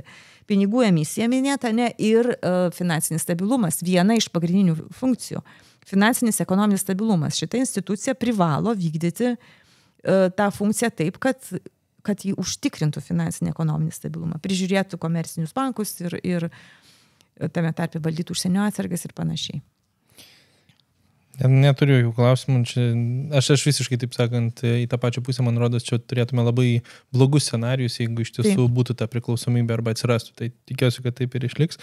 Dar esu linksmą istoriją girdėjęs, o šiaip nepatikrinęs. Šiais laikais labai patikrinti reikia informaciją, bet kažkur buvo prieš dar rinkimų visą pasirinkimą, kad Trumpas sakė, kad nemažinti palūkanų toliau, kol prezidento rinkimai neateis, arba jis tiesiogiai atleis Powellą ir ten irgi buvo, kad sumažinimas atėjo už mėnesio, man rodos, ir man labai draugiškai parodė, kad iš tiesų, taip sakant, jie turi daryti savo darbus ir tai neturėtų būti kažkaip politiškai pažeidžiama. Tai irgi atstovėti toj pozicijoje yra svarbus, taip sakant, tas politinis, taip sakant, stumdymas pastoviai egzistuoja ir aš spėju, kad Lietuvos bankų irgi tenka gan dažnai pamatyti, ką žiniasklaida, ką nors rašo, ką komentuoja, kur tokios, sakykime, žinutės atkeliauja, bet tu turės teniso kamuoliukus teisingai, taip sakant, siūst atgal. Jo, tai vienareikšmiai, čia nesenai vienoj laidoj, vienoj televizijoje buvo nuskambėję, kad dabar labai aktualu ir labai svarbu Lietuvai yra gynybos biudžeto didinimas ir iš kur gauti tų pinigų. Ten berods, kiek ten buvo paminėta, kiek ten trūksta, 10 milijardų ir kažkiek. Buvo paminėtas rezervas Lietuvos banke. Tai ką pasakau, kad rezervas Lietuvos banke yra įmonės aktyvai, kurie yra susiję su įmonės įsipareigojimais ir jie niekaip negali būti paimti ir panaudoti, ne? Tai vienas iš tokių dalykų. Kitas dalykas vėlgi tas toksai politinis žinojimas arba nežinojimas, kad tu gali ateiti ir pasakyti, bet centrinis bankas, valstybinis centrinis bankas, mes jį įsteigėm, mes ką norim, tą su juo padarysim, paimsim ir pasimsim. Tai ne. Centrinis bankas yra politiškai nepriklausomas ir nepavyks ateiti ir pasimti iš jo rezervų kažkokią tai dalį ir nukreipti į kažkokį tai biudžeto išlaidų eilutės finansavimą. Kaip gynyba bebūtų svarbu. Čia yra daug. Man rodos, tavo edukacija paaiškinta tavo prieš tai sudėlioja labai tas gražiai stalčiukus, ką turėtum ir neturėtum galvoti. Tai manau, tą bendrą paveikslą labiau nupiešia. Pajudinkim truputį tą litą ir papasakojai, eurą irgi kaip ir užkabinom trumpai, bet aš norėčiau šitą vietą gal truputį labiau išaiškinti ir užkabinti gal dar truputį išsamiau, bet paprastam žmogui, euras atrodo, užaugau, gal užaugau su litu, bet užaugau su fiat valiuta, galbūt pirmą kartą išgirdau fiat valiutą. Taip. Bet realistiškai, popieriukas, kuris galbūt turi parašus, galbūt neturi. Turi. Kiekvienas euras irgi turi, galit pasitikėti. Jo, tai yra tam tikras toks pažadas ir tam tikro pasitikėjimo irgi sandoris, kad mes tikim tam tikrą sistemą, kuri leidžia mums atsiskaityti, kad mums ten nereikėtų nešiotis, nežinau, aukso luitų ar ten, įvairiausių. Mes turime istoriją, kas buvo panaudota, bet kaip paprastam žmogui geriausiai suprasti, kuom užtikrintas yra tas fiat valiutos pasirinkimas. Gal vis tiek euro naudojant? Tai dar kartą, tai iš dalies tai yra tais pačiais užsienio rezervais, atsargom.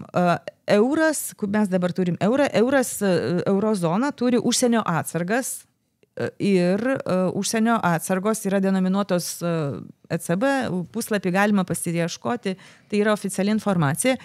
Yra denominuota doleriais, Japonijos sienom ir Kinijos juanių. Tai yra 3 valiutų krepšelis, yra didžiuliai užsienio rezervai, kuriuos valdo beje tie patys 20 centrinių bankų.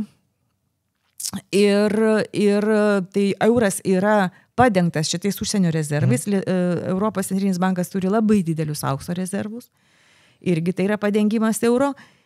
Bet kitas padengimas euro yra monetarinė politika. Yra tai, kad pasaulinė rezervinė valiuta pirmoji yra doleris, antroji yra euras. Ne? Euras yra viena iš stipriausių užsienio valiutų, labiausiai patikimų užsienio valiutų, tikriausiai teisingiau pasakyti būtų.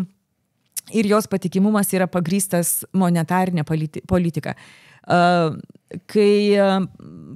Kai monetarinės politikos nėra, kai mes turėjom visišką pririšimą lito prie užsienio valiutos, monetarinės politikos nebuvo. Mes de facto buvom pasiėmę Amerikos monetarinę politiką, kai litą buvom pririšę prie dolerio, ir eurozonos monetarinė politika, kai litą pririšėm prie euro. Ir tada mes sakom, žiūrėkit, patikimumas šitos valiutos yra tame, kad 100% yra padengta. Monetarinės politikos jokios, bet 100% padengta. Bet kai monetarinė politika yra labai kredibili, kai visas pasaulis seka ir jie tiki ir žino, kad infliaciją, euro nuvertėjimą galima suvaldyti ECB monetarinę politiką keliant arba mažinant palūkanų normas, perkant arba parduodant vertybinius popierius. Ir ta infliacija yra, taip, jeigu paimsi ilgą laiko labai eilutę, tai jinai yra apie 2%, ne? Plus minus, bet jinai yra apie 2%. Tai yra sveika infliacija, kuri užtikrina ekonominį augimą. Tai reiškia, kad ECB susitvarko su to uždaviniu ir jisai žino, kaip tą reikia padaryti. Šito viskas yra fainai.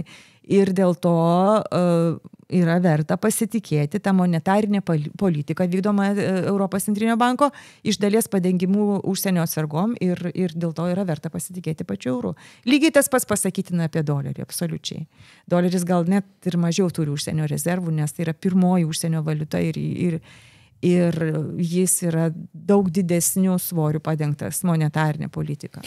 Kai esi yra vienas žaidėjas pasaulyje, biškai dar kitos taisyklės galioja. Taip, faktas. Pajudinkim truputį, tada vis tiek žmogus kaip ir supranta tą eurų pusę, bet aš labiausiai norėjau tavę ir užkabinti, kad yra tas užnugaris, galbūt taip įvardinkime. Bet tada žmogus išgirsta, nežinau, ten memų prisižiūri, kaip pinigai spausdinami, kur su printeriu tiesiog keliauja. Ir čia atsiranda tam tikri klausimai, kur aš sakyčiau, jeigu sukonkretinant, kaip manai, kokia bus ilguoju laikotarpiu kaina to, sakykime, pinigų atspausdinimo, atspausdinimas labai toks, gal bendrai suprantamas žodis labiau, bet iš tiesų nieks nespausdino, nieks printerių nesinaudoja šitoje vietoje, bet tas galbūt pinigų įliejimas į rinką papildomą, tokiais kiekiais, kokiais jis buvo įlietas būtent pandemijos laikotarpiu. Ir vėl čia nei palyginimas, kad čia geras sprendimas, blogas sprendimas, nes vis dėlto tie vadinami juodosios gulbės efektai, yra juodoji gulbė, tai sakant, nieks nežino, kas bus toliau, bet kaip iš savo pusės, žiūrint su tavo patirtimi, kaip manai, kokia bus to ilgesnio laikotarpio kaina? Tai pinigų kaina yra palūkanų norma, ne? Tai čia klausimą aš galėčiau pervesti, tai kokios bus palūkanų normos. Nes pinigų kaina nepriklauso, reiškia, tos palūkanų norma priklauso nuo infliacijos, nuo pinigų vertės, ne kaip jie ten smarkiai nuvertėja, ar kaip ta vertė jų smarkiai pakyla. Jie, aišku, priklauso nuo ekonominės būsenos, ne, ar ekonomika auga ar krenta, ne, ir kokie yra kiti susiję dalykai, darbo rinka. Visi kiti dalykai yra, kaip sakyt, dedamosios į ekonominį augimą ir darbo rinka, ir pasiūlos, paklausos, išorė ir vidaus vartojimas. Visi šitie dalykai yra ekonominis augimas. Nuo ko dabar tas beprecedentis pinigų spaudimas, be jokios abejonės rinka išbalansavo. Atsirado labai daug įvairių, atsirado labai daug tokių, kaip sakyt, šalutinių tokių side efektų. Va šiandien tas turimas jaunimo tarpe labai aktyvus investavimas į visus tos memes stok, ar ten visokius trendinančius juokelius ir visokius kitokius dalykus. Tai yra pasiekmė viso šito dalyko, pinigų spausdinimo, gal žmonės nelabai susimąsto, bet COVID aplinkoj Amerikoje per kelis kartus kiekvienam Amerikos piliečiui, pradedant nuo kūdikio, baigiant senuku, buvo išdalinta po $10,000. Kiekvienam. Šeimoje yra 4 žmonės, tu gauni $40,000. Per kelis kartus. Tai yra beprecedentis pinigų spausdinimas ir vartojimo skatinimas. Tai tie pinigai nusėdo į santaupas, neregėto masto. Amerika yra vartotojiška visuomenė, niekada nebuvo taupanti. Tai po COVID-o santaupos buvo nesvietiško lygio. Jos iškreipė ekonominius kitus dalykus, nes tu tikėsi, kad dabar turėtų prasidėti pakėlė palūkanas nuo 0 iki 5%, tu tikėsi, kad turėtų sulėtėti vartojimas ir prasidėti kriziniai kažkokie reiškiniai ir neprasideda, nes santaupos amerikiečių yra nesvietiškos. Apie tos memestokus, tai kai jaunimas turi masę laisvo laiko, nes yra karantinas ir tu turi laisvai atėjusius pinigus, ką tu pradedi daryti. Ir tada, kai yra paklausa, iš karto atsiranda pasiūla, atsirado visokios mobiliosios programėlės, tie vadinami appsai, neprieinami visai plačiai visuomeniai ir prasidėjo Ir visi šitie memestokai, visokie ten naujos kriptovaliutos, visi šitie dalykai, visokie trendinantis juokeliai, bet kas, jie yra, viskas džinas paleistas ir jie yra labai dabar paklausus ir jeigu pradėti su jaunimu kalbėti apie investavimą, tai tikriausiai daug kas atidaro tas duris pirmiausia. Pirmiausia, tai yra vienintelis, kam ten įdomu tavo obligacijos. Žinoma, nieko. Auksas, apie ką? Tai net akcijų ETF-ai čia net nėra rizikingi. Tai žinoma, tai nei visus šitus memestokus ir tai ir varai. Tai va, tai čia tas yra beprecedentis pinigų spaustimas. Toks vienas iš tokių side efektų. Bet jisai yra ir taip, ir ekonomikoje, sakau, tos yra santaupos ir visi kiti dalykai, kad ekonominiai visi šitie, reiškia, tos jėgos ir pusiausvyros, tai kaip jos turėtų veikti, jos nebeveikia tiesiog. Jos tiesiog nebeveikia. O tai kaip manai dabar, sakykime, paprastas žmogus šitoje vietoje, kaip pajus tą tokį, sakykime, spausdinimą per sekančius, galbūt mes jau jį pajutom ir, taip sakant, viskas baigėsi ir, sakykime, tam tikro turto klasių pervertinimas irgi čia galima susijęti, kad tiesiog tas didelis kiekis pinigų nukeliavo būtent į šitas sferas. Ar mes pajusim per tą infliacijos prizmę, kad tiesiog kainos pradės gerokai augti per tam tikrą laikotarpį ir užaugs, ar per būtent tą, kad Europos centrinis bankas turės išlaikyti gerokai didelės ilgą laikotarpį, nors dabar matom irgi analitikų prognozes, kad čia 3, man rodos, irgi tie sumažinimai sekančiais metais, dabar nesenai vienas buvo kaip tik, čia, man rodos, savaitės bėgyje. Bet kur manai to mažmeninio, gal net investuotojo nenoriu pavadinti, bet tiesiog tos, sakykime, šeimos ūkio situacijoje, kur žmogus pajus labiausiai tą tokį, sakykime, veiksmą, kurio net pats neprisidėjo savarankiškai. Tai tas pinigų spausdimas, jisai nustojo, ta prasme, nustojo veikti, jisai jau yra pabaigtas. Dabar vyksta quantitative tighteningas. Tas quantitative tighteningas reiškia, kas yra quantitative easingas, kokiu būdu spausdinami tie pinigai. Tai kitaip tariant, kai centriniai bankai supirkinėja vertybinius popierius iš rinkos ir duoda žmonėm pinigus. Ne taip, kad įjungia mašiną pinigų spausdinimą ir tiesiog taip spausdina. Tai ne, jie yra dvi pusės, tai yra sandoris. Tu perki vertybinį popierių ir atiduodi pinigus. Tai kitaip tariant, tu išleidi tos pinigus į apyvartą. Dabargi tie vertybiniai popieriai, kurie yra nupirkti centrinio banko balanse, sėdi, tai jie sueina jų pabaiga, jie baigėsi, jie yra išperkami valstybės, ir kitaip tariant, centrinis bankas gauna pinigų iš valstybės, nes tai yra valstybės skola, Tai tada, ir nebūtinai valstybės perka, ir korporacijų skolas pirko. Tai tada, ką tada daro centrinis bankas su tais pinigais, kurie parėjo pas jį atgal, jisai vėl, kaip sakyt, tuos pačius pinigus naudoja ir vėl atspausdina. Jisai vėl juos išleidžia apyvartą, supirkdamas vertybinius popierius. Tai dabar tokie, kai grįžta pinigai, jie jau dabar nebeperka. Jau jie nebeperka naujų. Tai kitai tariant, jie po truputėlį jau mažina savo balansus, centriniai bankai. Ir jau tos kreivės yra užsilenkę, bet aišku, kad jos lėtai labai užsilenkinėja ir tas pinigų kiekis apyvartoje jisai mažėja po truputėlį. Kaip pajus vartotojas, tai infliacija ta pati, Amerikoje infliacija buvo netoli 10%, centrinių bankų reikia, kad infliacija sugrįžtų iki 2%, jinai negrįžta, jau gal koks geras pusmetis Amerikoje infliacija yra stabiliai apie 3% ir ji negrįžta. Tai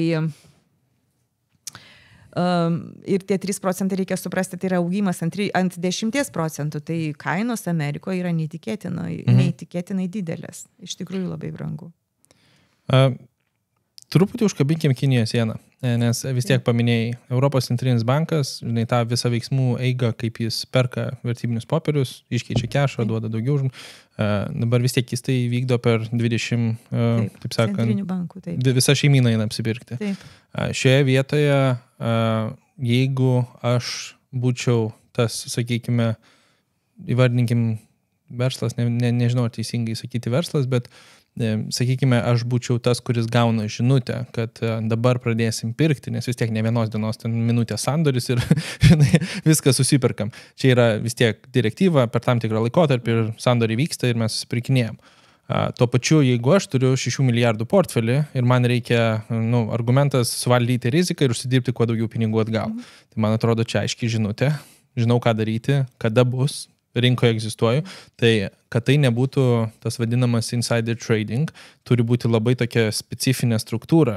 Žinau, kad esi biškiai aptarų šitą vietą, bet vis tiek, kad suprasti, į Lietuvos banką tada keliauja instrukcijos iš Europos centrinio banko apie tam tikrus pirkimus, bet paraleliai Lietuvos bankas dar ir vykdo atskirą veiklą, kur nori užsidirbti pinigų su suvaldyta rizika ir tai yra, kaip ir atskiro šalis pačioje kompanijoje. Taip, be jokios abejonės, palūkanų norma yra pagrindinis daiktas, kuris judina rinkas, bet kokias, ne? Palūkanų norma, kaip jau ir minėjau, yra įrankis infliacijai suvaldyti. Tai Europos centrinis bankas pagrindinių įrankių ir mojuoja. Infliacija yra dar per didelė ir jie palūkanas arba didina, arba mažina. Ne šiuo metu mažina, nes dar jiem yra labai svarbu ir ekonominė aplinka, ne? Europa turi problemų, Vokietijoje, Prancūzijoje yra politinės suirutės ir tikriausiai krizinės aplinkos didžiosiose ekonomikose eurozonos ir dėl to palūkanos yra mažinamos. Taip, bet tuose pačiuose centriniuose bankuose visuose 20 yra žmonės, kurie iš tų palūkanų normų, būsimų palūkanų normų pokyčio nori uždirbti, nes jeigu aš žinau, kad palūkanų normos bus mažinamos, reiškia vertybinių popierių kainos augs, reiškia man reikia dabar pirkti prieš, nes sprendimas va dabar šiandien 3:30 neskelbiamas ir palūkanos augs, šitą vertybinių popierių kainos augs ir man reikia dabar užsipirkti prieš sprendimą. Jo, ir tai būtų inside tradingas, be abejonės. Ir kiekvienam centriniam banke, kiekvienam iš 20 yra įsteigta ta vadinamoji kiniečių siena. Kitaip tariant, bet kokie informaciniai srautai yra atskirti. Tie informaciniai srautai, kurie ateina apie pinigų politiką, nes pinigų politika, kaip jinai yra nustatoma, 20 centrinių bankų pirmininkų, įskaitant Gediminą Šimkų, važiuoja į Frankfurtą ir į susitikimą, jie tarėsi tarpusavį, diskutuoja, aiškinasi aplinką, duomenis ir nusprendžia didinti arba mažinti palūkanas. Tai ir tas pats Gediminas Šimkus yra atsakingas už užsienio atsargų grąžą. Jisai nori, kad Lietuvos bankas pasidengtų operacinės išlaidas, susiformuotų atidėjinius ir kad pervestų į biudžetą. Kitaip tariant, per jį ta kiniečių siena ir eina. Bet jeigu tiksliau, tai įeina per visas informacinės sistemas, kurios yra Lietuvos banke ir jinai yra nukreipiama vieniems žmonėms viena informacija, kitiems žmonėms kita informacija. Ir mes, kurie esam užsienio rezervų valdyme, gaunam informaciją apie CB monetarinės politikos sprendimus iš Bloombergo. Lygiai tuo pat metu, kaip ir bet kurie rinkos dalyviai.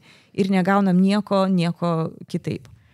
Jeigu tai būtų neužtikrinta, tai būtų labai didelis, aišku, kad kaip ir nusikaltimas inside tradingas yra, bet antra vertus monetarinės politikos transmisija.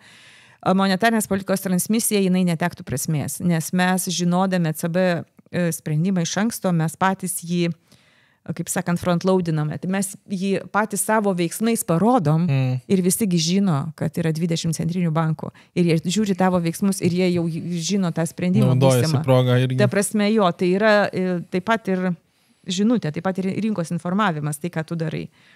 Tai ta monetarinės politikos transmisija būtų labai prasta ir tikrai žinutė nepasiektų savo tikslo. Čia tokia labai, sakyčiau, svarbi ta informacija, nes, man rodos, žmonių ten spėliojimai nuo A iki Z ir istorija rodo, kaip ten kas anksčiau spręsdavo, kaip tai būdavo parodoma. Tai, ja. Pajudinkim truputį, aš retai girdžiu Lietuvoje iš tos edukacijos pusės apie pačią likvidžiausią ir saugiausią investiciją pasaulyje. Kas, manai, šiuo metu yra pats likvidžiausias ir saugiausias investicinis įrankis? Tai didelių pokyčių čia nėra.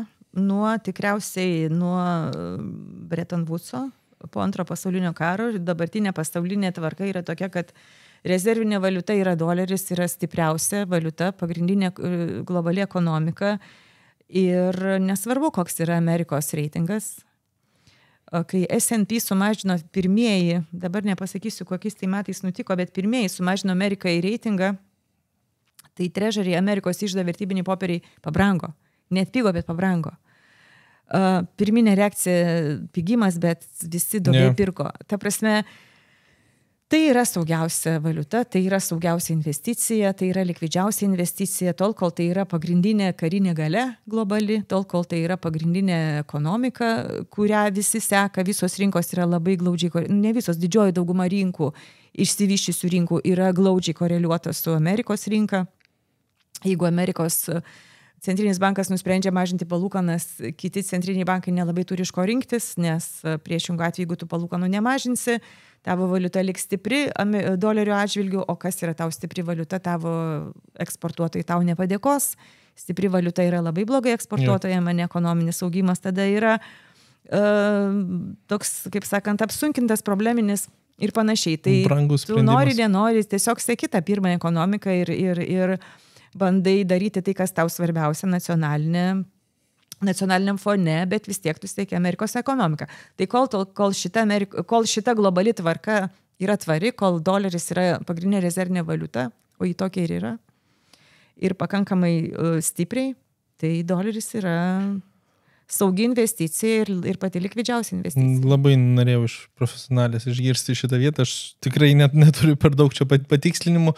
Man gal dar įdomu truputį, nes pastaruoju metu laiks nuo laiko ateina ant bangos žinutės iš, sakykime, vėl čia dažniausiai su naujienom kažkokiom pasigauna laiks nuo laiko, bet kad doleris praranda savo galią ir tai yra, taip sakant, viskas, reikia bėgti iš tos vietos ir taip toliau ir taip toliau. Dabar iš tavo prizmės sėdint, ar matai tą situaciją, jeigu mes vis tiek kalbam kokių, porą dešimtmečių, sakykime, nes vėl už 100 metų spėlioti nelogiška. Jo, tai jeigu paimti truputėlį daugiau negu porą dešimtmečių, kokius 5-6 dešimtmečius, ne, tai šimtmečius, ne dešimtmečius, tai tų rezervinių valiutų buvo visokių. Buvo Olandijos guldenas, gal nelabai žino žmonės, kad tokia valiuta egzistavo. Bet pirmos rinkos egzistavo. Jo, bet Olandijos guldenas buvo rezervinė valiuta, buvo svaras rezervinė valiuta, tai buvo dabar yra Amerikos doleris rezervinė valiuta.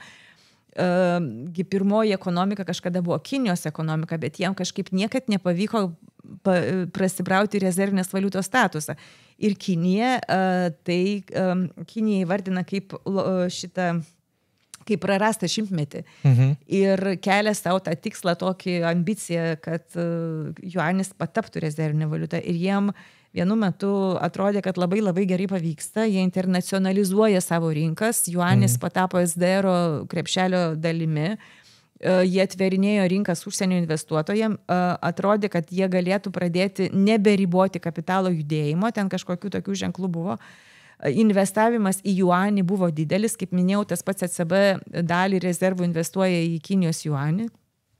Ir tas toks atrodo, ta dinamika tokia, kaip ir liktai buvo, bet Trumpas savo pirmosios kadencijos metu, man sunku pasakyti, ar tikrai tai, bet įtarimą tokį turiu, kad tai pajautė ir pradėjo valiutinius karus, ne veltui, jis pradėjo valiutinius karus 16-18 metais, pradėjo žaisti su tarifais, pradėjo sakyti, kad Kinija savo juanį nuvertina dirbtinai, o silpnas juanis yra labai parankus eksportuojančiai Kinijai, o Kinija gyvena iš eksporto jo, nes prekybinis balansas su Amerikoje visą laiką yra neigiamas, Amerika nuvykus 90% prekių yra kinietiškų.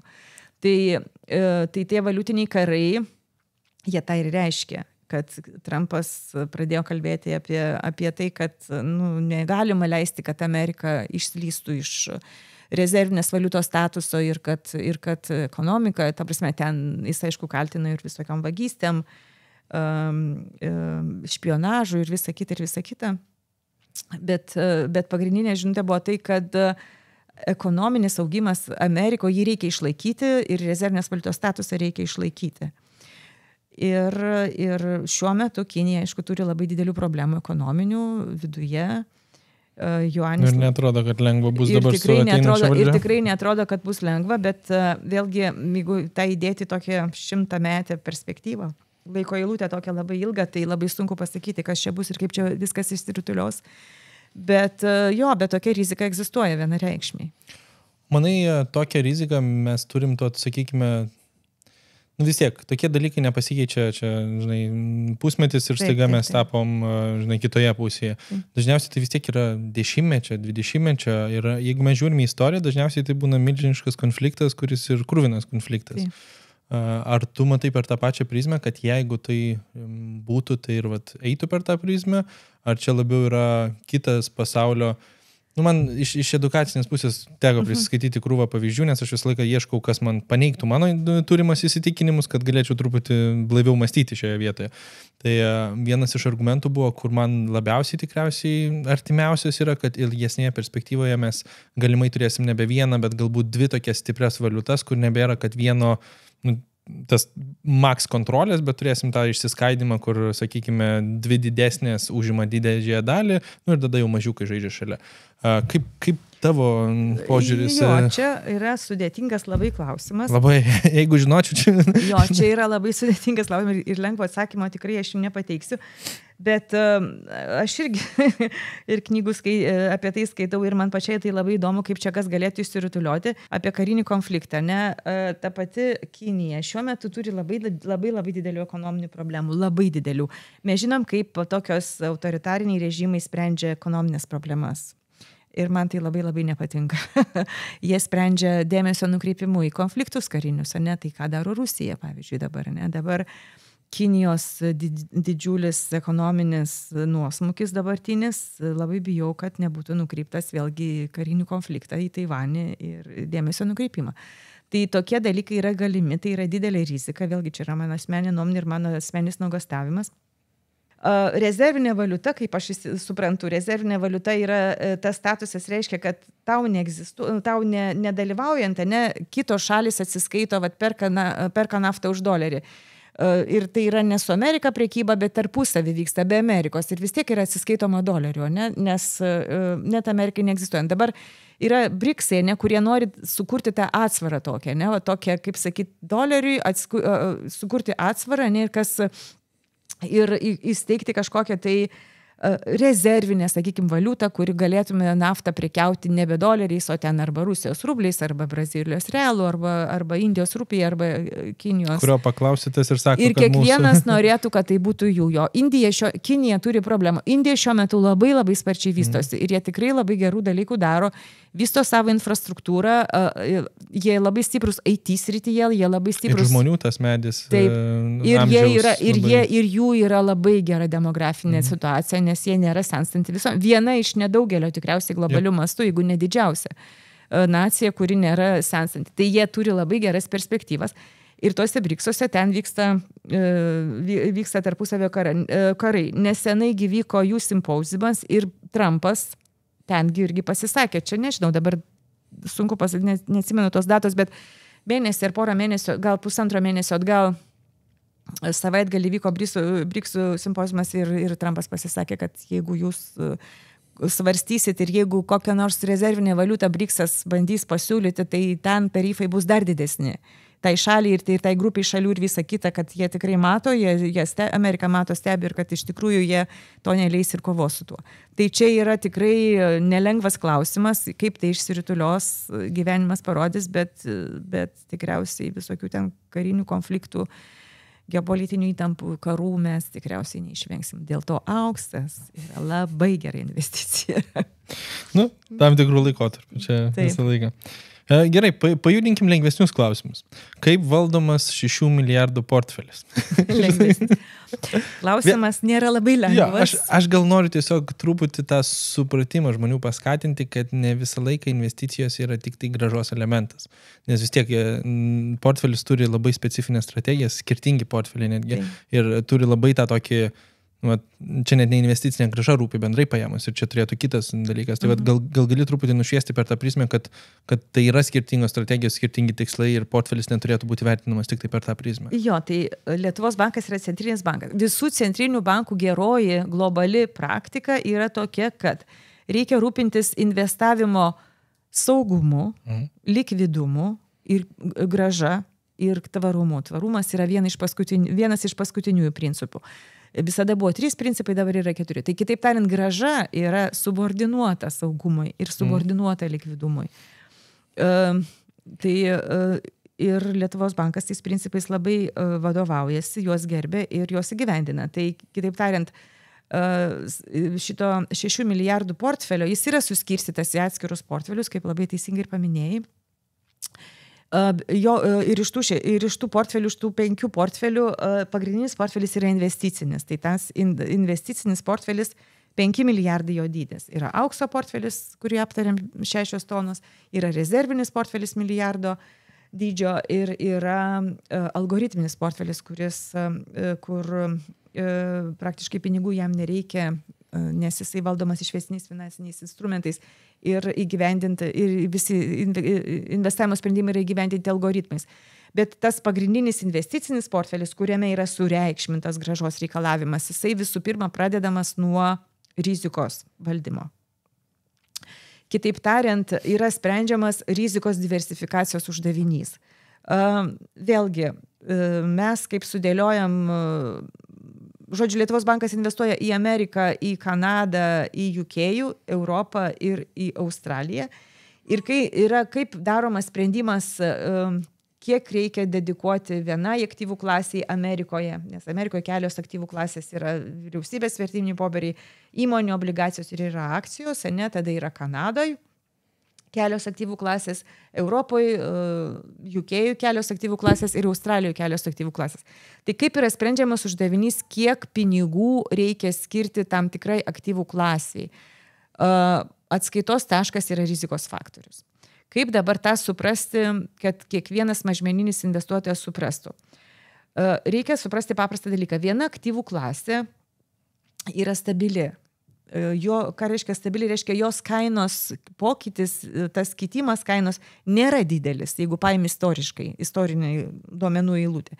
Tai kainų kitimas nėra didelis. Tai reiškia, jos rizika yra nedidelė. Nes rizika yra kainų kitimas. Pokytis, tu nupirksi ir atpiks arba ir prarasti pinigus. Jeigu mes eliminuojam tą momentą, kad gali bankrutuoti emitentas. Tai reiškia, tas kainos volatilitis, tas kainos judėjimas yra pagrindinis rizikos efektas. Jeigu aktyvas turi labai nedidelį kainos pokyčio istoriją, reiškia, istorija yra ilga, bet tas kainos pokytis, tas volatilitis yra labai nedidelis, tai to aktyvo tu dedi daugiau. Jeigu tu turi akcijas, kur kainos volatilitis yra labai didelis, tu to aktyvo dedi mažiau. Tai kitaip tariant, bet rizikos faktoriai bus vienodi vieno ir kito. Tai kitaip tariant, jeigu tu dedi aktyvo alokaciją pagal aktyvų klases, tai tu sudėsi 100 milijonų į vertybinius popierius, į obligacijas, 100 milijonų į akcijas, 100 milijonų ten į valstybės obligacijas, 100 milijonų į ten kokius nors su nekilnojimu turtu susietus vertybinius popierius, nesgi tu taip diversifikavai. Iš tiesų tai ne. Iš tiesų tai atsakymas yra neteisingas, nes reikia žiūrėti kiekvienos aktyvų klasės rizikos faktorius. Ir jie yra skirtingi, ir jie yra priklausomi nuo kainos volatiličio. Kuo didesnis kainos volatilitis, tuo mažiau tu to aktyvo gali nupirkti. Nes tada ir tai bus toks pat rizikos faktorius, kaip daug nupirkus su mažu kainos volatiličiu. Labai tikiuosi, kad aiškiai paaiškinau, bet tai yra pagrindinis uždavinys, kuris sprendžia Lietuvos bankas pirmo vietoj, tai yra tas vadinamas rizikos paritetas. Kiek viskas išdėliojama vienodais rizikos faktoriais. Reiškia, rizikos įnašas į portfelį yra vienodas iš visų aktyvų klasių. Tada, kai yra išdėliojama tokia strateginė aktyvų alokacija per aktyvų klases, tas strateginis portfelis yra patvirtinamas valdyboje, valdyba už jį atsakinga, ne? Ir tada yra taktinis lygmuo, nes strateginis yra priemamas kartą ir metams. Jo investavimo horizontas yra 3 metai, bet kasmet jis yra peržiūrimas iš naujo, ne? Tas uždavinys yra sprendžiamas iš naujo. Ir galbūt tada ateina noras įdėti naują aktyvų klasę, vėl tai reiškia, tas optimizavimo uždavinys dar kartą yra išsprendžiamas ir suskaičiuojamas kitas įnašas, ne? Kiek jisai papildys investicinį portfelį. Tada yra taktinis lygmuo, kai yra bandoma suformuoti kitoks investicinis portfelis, nukrypstant nuo strateginio, ir tai yra daroma kiekvieną ketvirtį, kartą per ketvirtį, kaip minimum. Realiai tai gali būti 3 kartus per mėnesį, bet mažiausiai kartą per ketvirtį. Tai jie priema kitus investavimo sprendimus su trumpesniu horizontu ir nukrypsta nuo strateginio indekso, kad uždirbti daugiau. Ir abu tie lygiai, ir strateginis lygmuo, ir taktinis lygmuo, jie yra teoriniai. Reiškia, strateginiai yra vienas kolektyvas, kuris galvoja, skaičiuoja ir analizuoja, kaip sudėlioti. Taktinį lygmenį yra kitas kolektyvas, kuris galvoja ir strateguoja, kaip jį sudėlioti. O mano skyrius yra tas realus portfelio supirkimas. Kitaip tariant, mūsų yra toks dvigubas mandatas, galima pasakyti. Mes įgyvendinam taktinio indekso sprendimus. Viena dalis, o antra dalis mes nukrypstam, priemam atviras pozicijas, kitaip tariant, esam arba trumpi, arba ilgi, turim kažką, ko taktinis indeksas neturi, arba turim daugiau, arba turim mažiau. Ir tas skyriuje, tas įgyvendinimas ir aktyvių tų atvirų pozicijų atidarimas, jis ir yra priskiriant kiekvienam žmogui, vienam Kanadą, kitam Didžiąją Britaniją, Europą, priskiriant Australiją. Dar vienas portfelio valdytojas, jis valdo ECB, užsienio rezervų portfelį.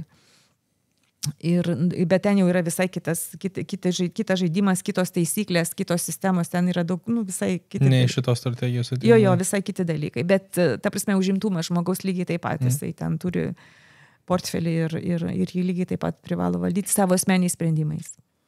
Bet aš dabar teisingai girdžiu, kad strategijos viena komanda iš teorinės pusės ateina į taktikos.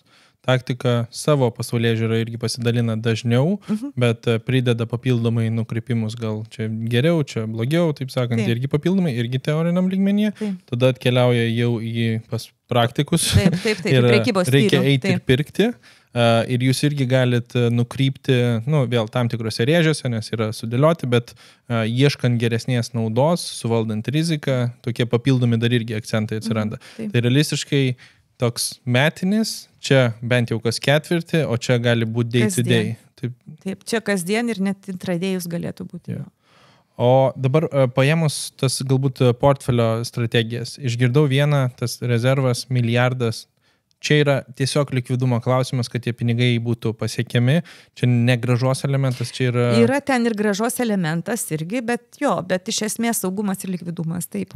O per kiek, kaip greitai galbūt galima tai išversti į pinigus? Amerikos iždo vertybinių popierių konvencija yra T+1, tai per vieną darbo dieną viską parduodi ir turi likvidumą. Man tiesiog kartai žmonės sėdi galvoja, virš 6 milijardų portfelis ir aš skaičiuoju tada grąžas nuo 6 milijardų ir žiūriu, čia realiai labai didelis gabalas, turi visiškai ne tą prioritetą, kuris turi irgi būti pasvertas. Vienareikšmiai yra kiti prioritetai ir rezervų portfelių grąža irgi yra KPIs, Key Performance Indicatorius, iš jos yra iš to portfelio reikalavimo grąžos, bet ji yra ne taip smarkiai sureikšminta, nes ten yra kitoks rizikos biudžetas, daug mažesnis, ten yra kiti investavimo instrumentai leistini, ten negalima naudoti jokių išvestinių, o išvestiniai finansiniai instrumentai padeda generuoti labai daug papildomų investavimo strategijų. Kai tu neturi išvestinių instrumentų, daug mažiau ką gali ten daryti. Tai yra tokie apribojimai, dėl to yra mažesni grąžos lūkesčiai. Visiškai logiška. Čia kaip finansinė pagalbė, bet Lietuvos banko finansinė pagalbė, kaip žmogaus, sakykime. Pajudinkim tą 5 milijardų portfelį. Vis tiek daug kartų įvardinam, kad rizika yra labai svarbi. Taip. Kiek Lietuvos bankas rizikuoja?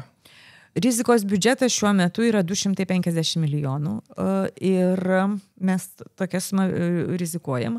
Ir jis yra apskaičiuotas remiantis 95% value at risk, reiškia value at risk modelių. 95% tikimybė sako, kad mes neprarasim daugiau negu 250, bet visada yra 5% tikimybė, kad prarasim daugiau. Tai kartą per 20 metų. Tai nėra dar tai buvę, kad prarastume daugiau negu mūsų rizikos biudžetas. Kaip mes jį nustatom, vėlgi, mano anksčiau minėti atidėjiniai.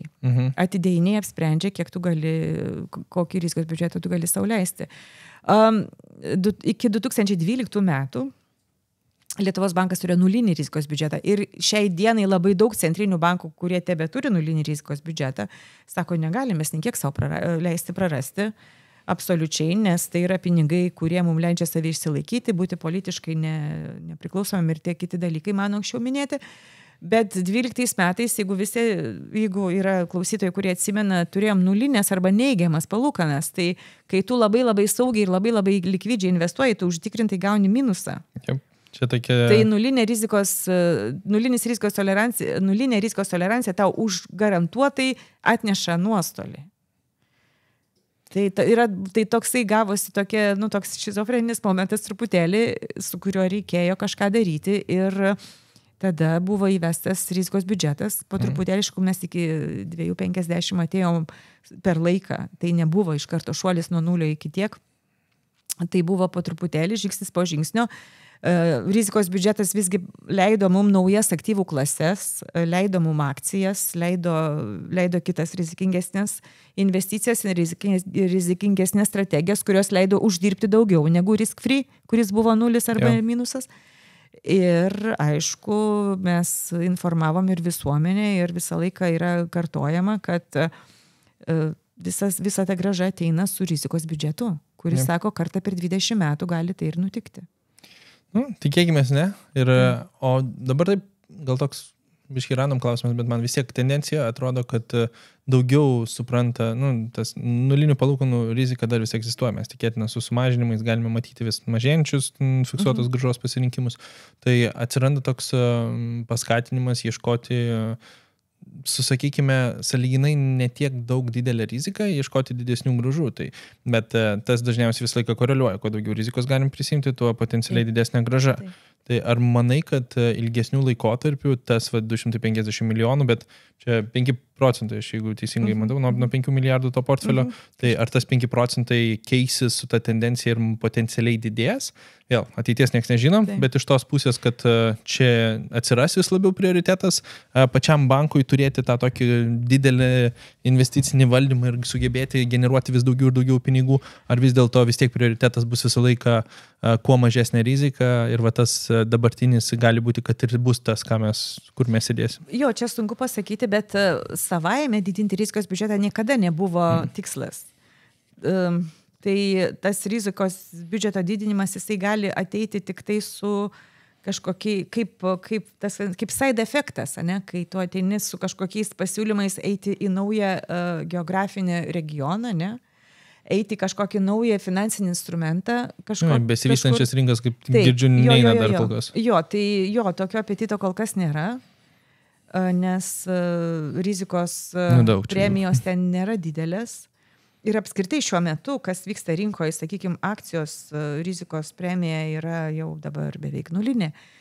Už akcijas yra gaunama grąža tokia, kokia galima gauti už 10 metų iždo vertybinius popierius. Rizikos premija akcijose šiaip S&P normali rizikos premija turėtų būti 4%, jos ten nebeliko.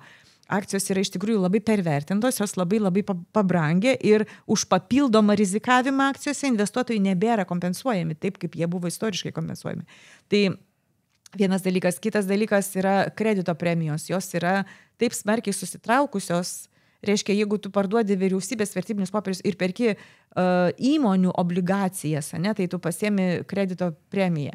Tai tos kredito premijos yra dabar tokios susitraukę, tokios susispaudę, kad istoriškai žiūrint yra vos nežemiausi taškai ir ten pirkti jau yra labai rizikinga dėl to, kad, kažin, ar dar labiau trauksis, bet eiti į viršų, šauti viršų premijom yra labai daug potencialo ir dėl to didinti riziką kažkaip tas apetitas nelabai ir kyla.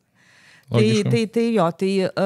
tas rizikos biudžetas galėtų būti didinamas, jeigu ateitų mūsų strateginės aktyvo lokacijos žmonės su kažkokiu mega pasiūlymu, kad eikim kažkur į kažkokias naujas aktyvų klases, į naujus regionus.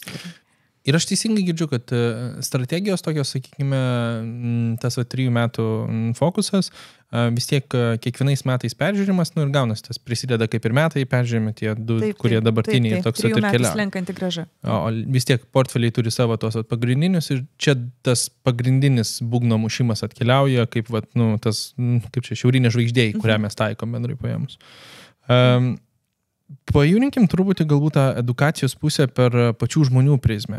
Paminėjai tą sertifikatą, kur yra vienas iš tokių, sakykime, tikrai sakyčiau, retail investuotojams galbūt jau truks per didelis gal veiksmas, jeigu jau... Bet jis, ta prasme, tai yra toks čia pas mus yra privaloma, bet jis yra vienas iš tokių ABC, iš esminių tokių kertinių, jis tikrai nėra labai sudėtingas. Kur galbūt Čia vėl, žinai, kitam lygyje ir aš suprantu, kad kai kuri informacija bus labai tolima kai kuriems žmonėms, bet tokiam gal gali pasidalinti keliais šaltiniais, pavyzdžiui, jeigu žmogus iš tiesų sako, noriu, domina, turiu laiko, kur galėčiau investuoti, kad iš tiesų norėčiau tiek domėtis, nenoriu tos ten, žinai, paprasčiausias periodiškas investavimas į pagrindinį ten pasaulio ar Amerikos indeksą ir viskas, noriu to aktyvaus mokėjimo, supratimo, žinių, kažkiek žmonių šitoje vietoje yra, kur galbūt galėtų būti tas pirmas laiptelis edukacijos, antras edukacijos laiptelis, trečias, kur paminėjai ABC, vis tiek tam tikros ABC yra ten pinigų psichologija. Yra, tai faktas, ir psichologijos ten labai daug. Ir kažkurio momentu tu daini kitų, kur tu jau gali valdyti portfelį ir turi tos labai išsamios informacijos, ir knygos tau padeda ribotą kiekį. Čia jau reikia tam tikro, kur praktika šalia, ir aš manau, kolegų labai geras pavyzdys, kur sakai, kolegos padeda pasakyti taip ir ne, ir čia nesąmonė. Bet kur paprastam žmogui būtų galima pasiieškoti, galbūt tos labiau, žinai, į tuos šaltinius galbūt mus gali nuvesti truputį. Tai čia noriu pasakyti du dalykus. Tai tas dalykas, kad jo investicija į save, į savo edukaciją, į savo mokslą yra pati geriausia atsiperkanti ir be jokios abejonės reikia skaityti knygas kokybiškas. Nežinau, man visą laiką įtartinai atrodo tokie visokie seminarai, kurie ten, žinai, porą, trejata mėnesių žmonės knygas paskaito ir po to eina uždirbinėti pinigų pasakodami seminaruose tuose internetinuose. Ten gali būti ten ir gerų dalykų, bet labiausiai reikėtų kliautis, aišku, tom tokiom klasikiniam knygom. Tai, nežinau, Fabozio knygos, Fabozio fikstinkamas yra vadovėlis, ten yra kokie 9 tikriausiai leidimai tos knygos ir atnaujinti ir papildyti. Didelė stora knyga, bet labai suprantamai, su visom formulėm, labai paprastai surašyta. Ir tada visos yra, bet kokios, aš nežinau, ten yra tas pats asset managemento dabar autorius užkrito man autorius. Aš žinau, apie kurią kalbė, tai mes ją įdėsim tiesiog kaip papildomą didinimą. Aš turiu vaizdę, bet irgi nežinau. Yra tų knygų iš tikrųjų labai gerų ir tikrai ta savišvieta ir edukacija praverstų, bet mažmeniniame investuotojui kitą žinutę, kurią aš noriu pasakyti, kad aktyvus tas investavimas, aktyvus tas valdymas, tas rinkos gaudimas, pirkimas, pardavimas, tas bandymas sumušti, kad rinka, ne, kad aš nupirksiu šitą akciją ir šitą akciją parduosiu, o dabar pirksiu tą ir aktyvų klasę, o kitą parduosiu. Jisai ilgam gale, žinau, kad nepopuliari jaunimo tarpe, bet jis ilgam gale yra zero sum game. Skirtumas tarp sėkmės ir skilsų ir to žinojimo, jis yra 1%, labai labai nedidelis. Jisai yra, ta prasme, tu kartą pataikai, kartą nepataikai, paskui vėl nepataikai, vėl pataikai. Gerai, kad tavo pataikymas ir nepataikymas tau atneša tokį patį minusą ir tokį patį pliusą. Tai geriausiu atveju būsi nulyje.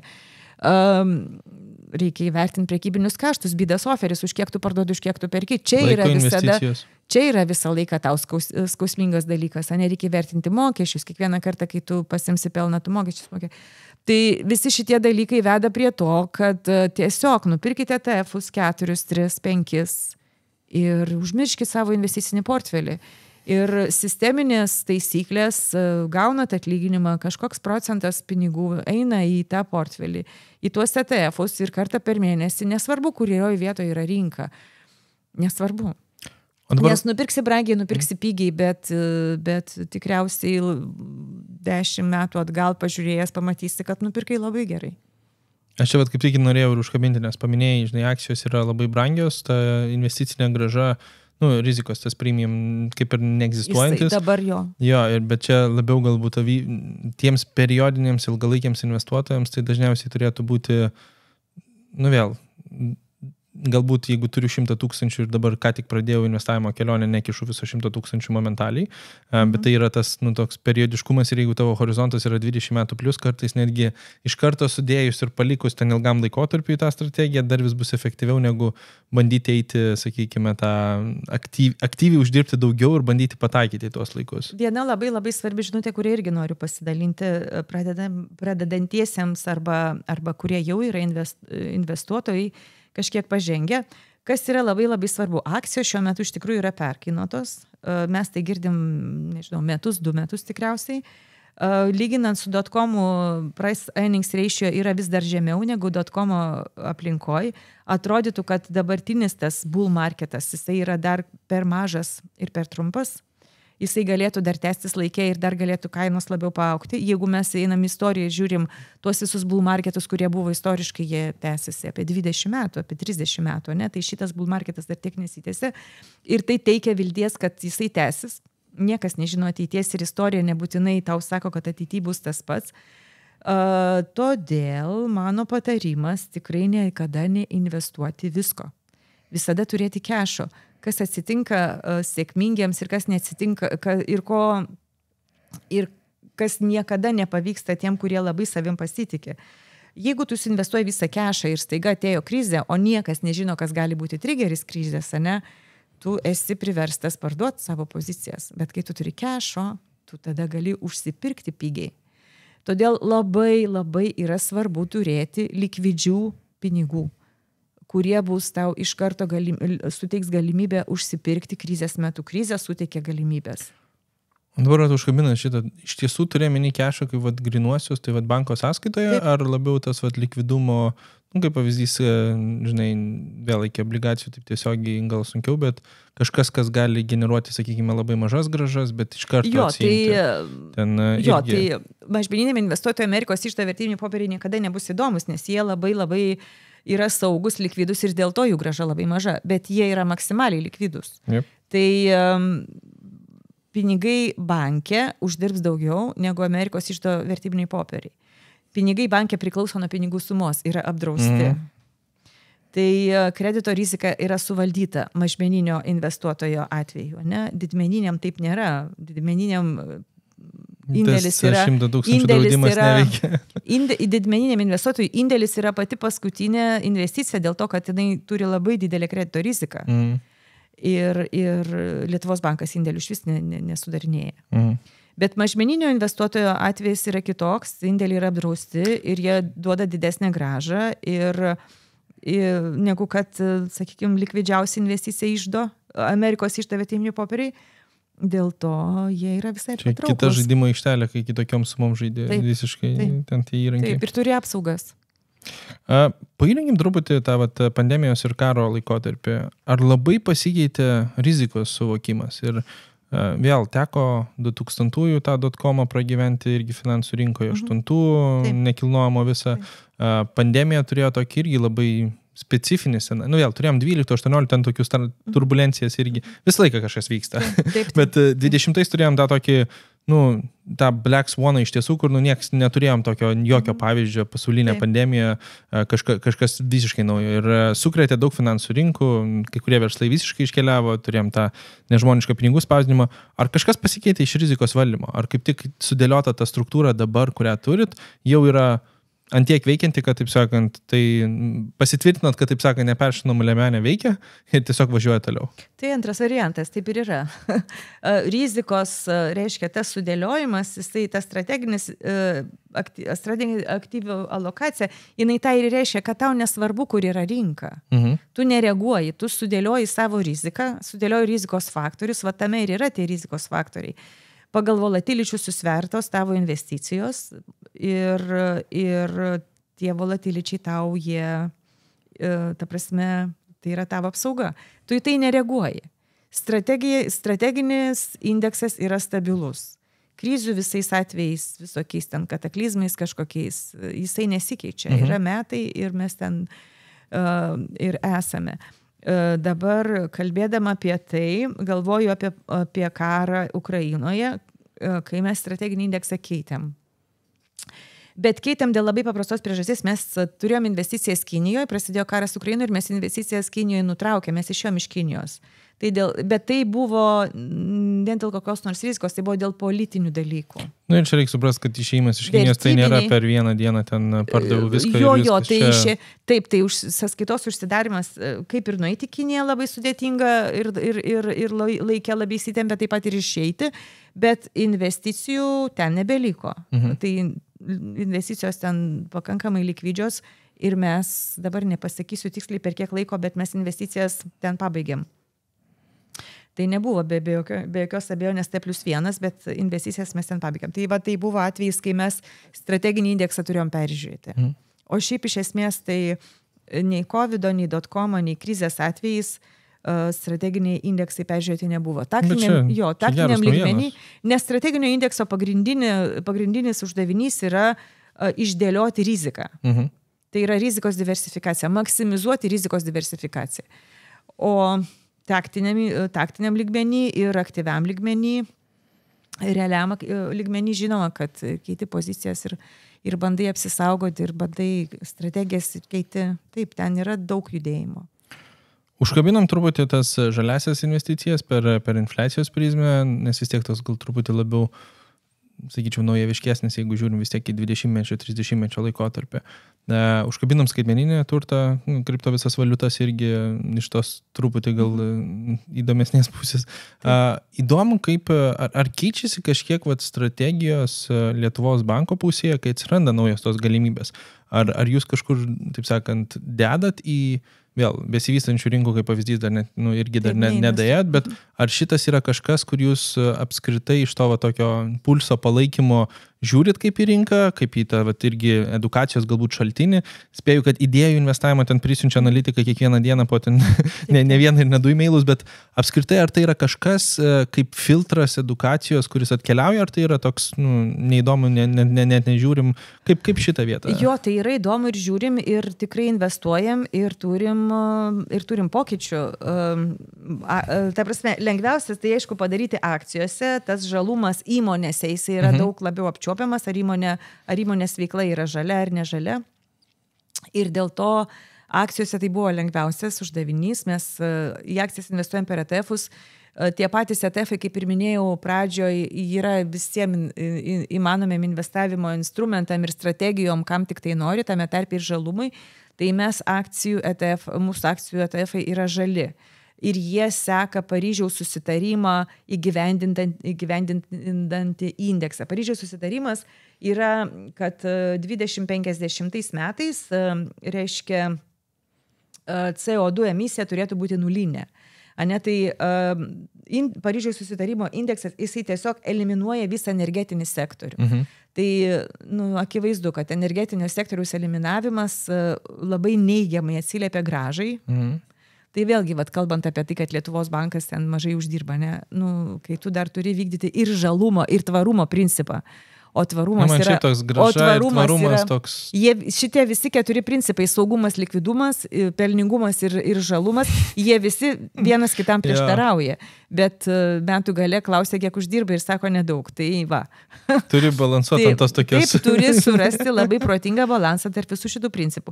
Tai va, tai žalumas iš tikrųjų, kai iš akcijų ETF-o išimamas energetinis sektorius, tai nuo to grąža nukenčia. Bet tada ETF-as yra žalias. Ir Lietuvos bankas iš tikrųjų nori, gerbė žalumo reikalavimus, juos įgyvendina ir dėl to mūsų investicijos yra žalios. Dabar planuojama irgi toliau didinti žalumo investicijas ir formuoti naują žalumo portfelį, bet tai yra tik tai pradžia ir labai čia dar kol kas nesiplėsiu. Bet žalumas yra tikrai labai svarbu ir ne tik teorinė, bet ir praktiniam lygmenį ir Lietuvos bankas tikrai metodiškai ir atkakliai tą daro.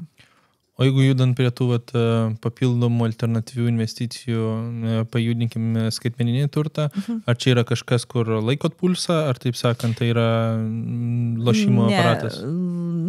Ne, pulso mes nelaikom. Pulsas yra tik tai tiek, kad tai yra įdomu, sekam, skaitom, apie tai diskutuojam. Lietuvos bankas ten neinvestuoja.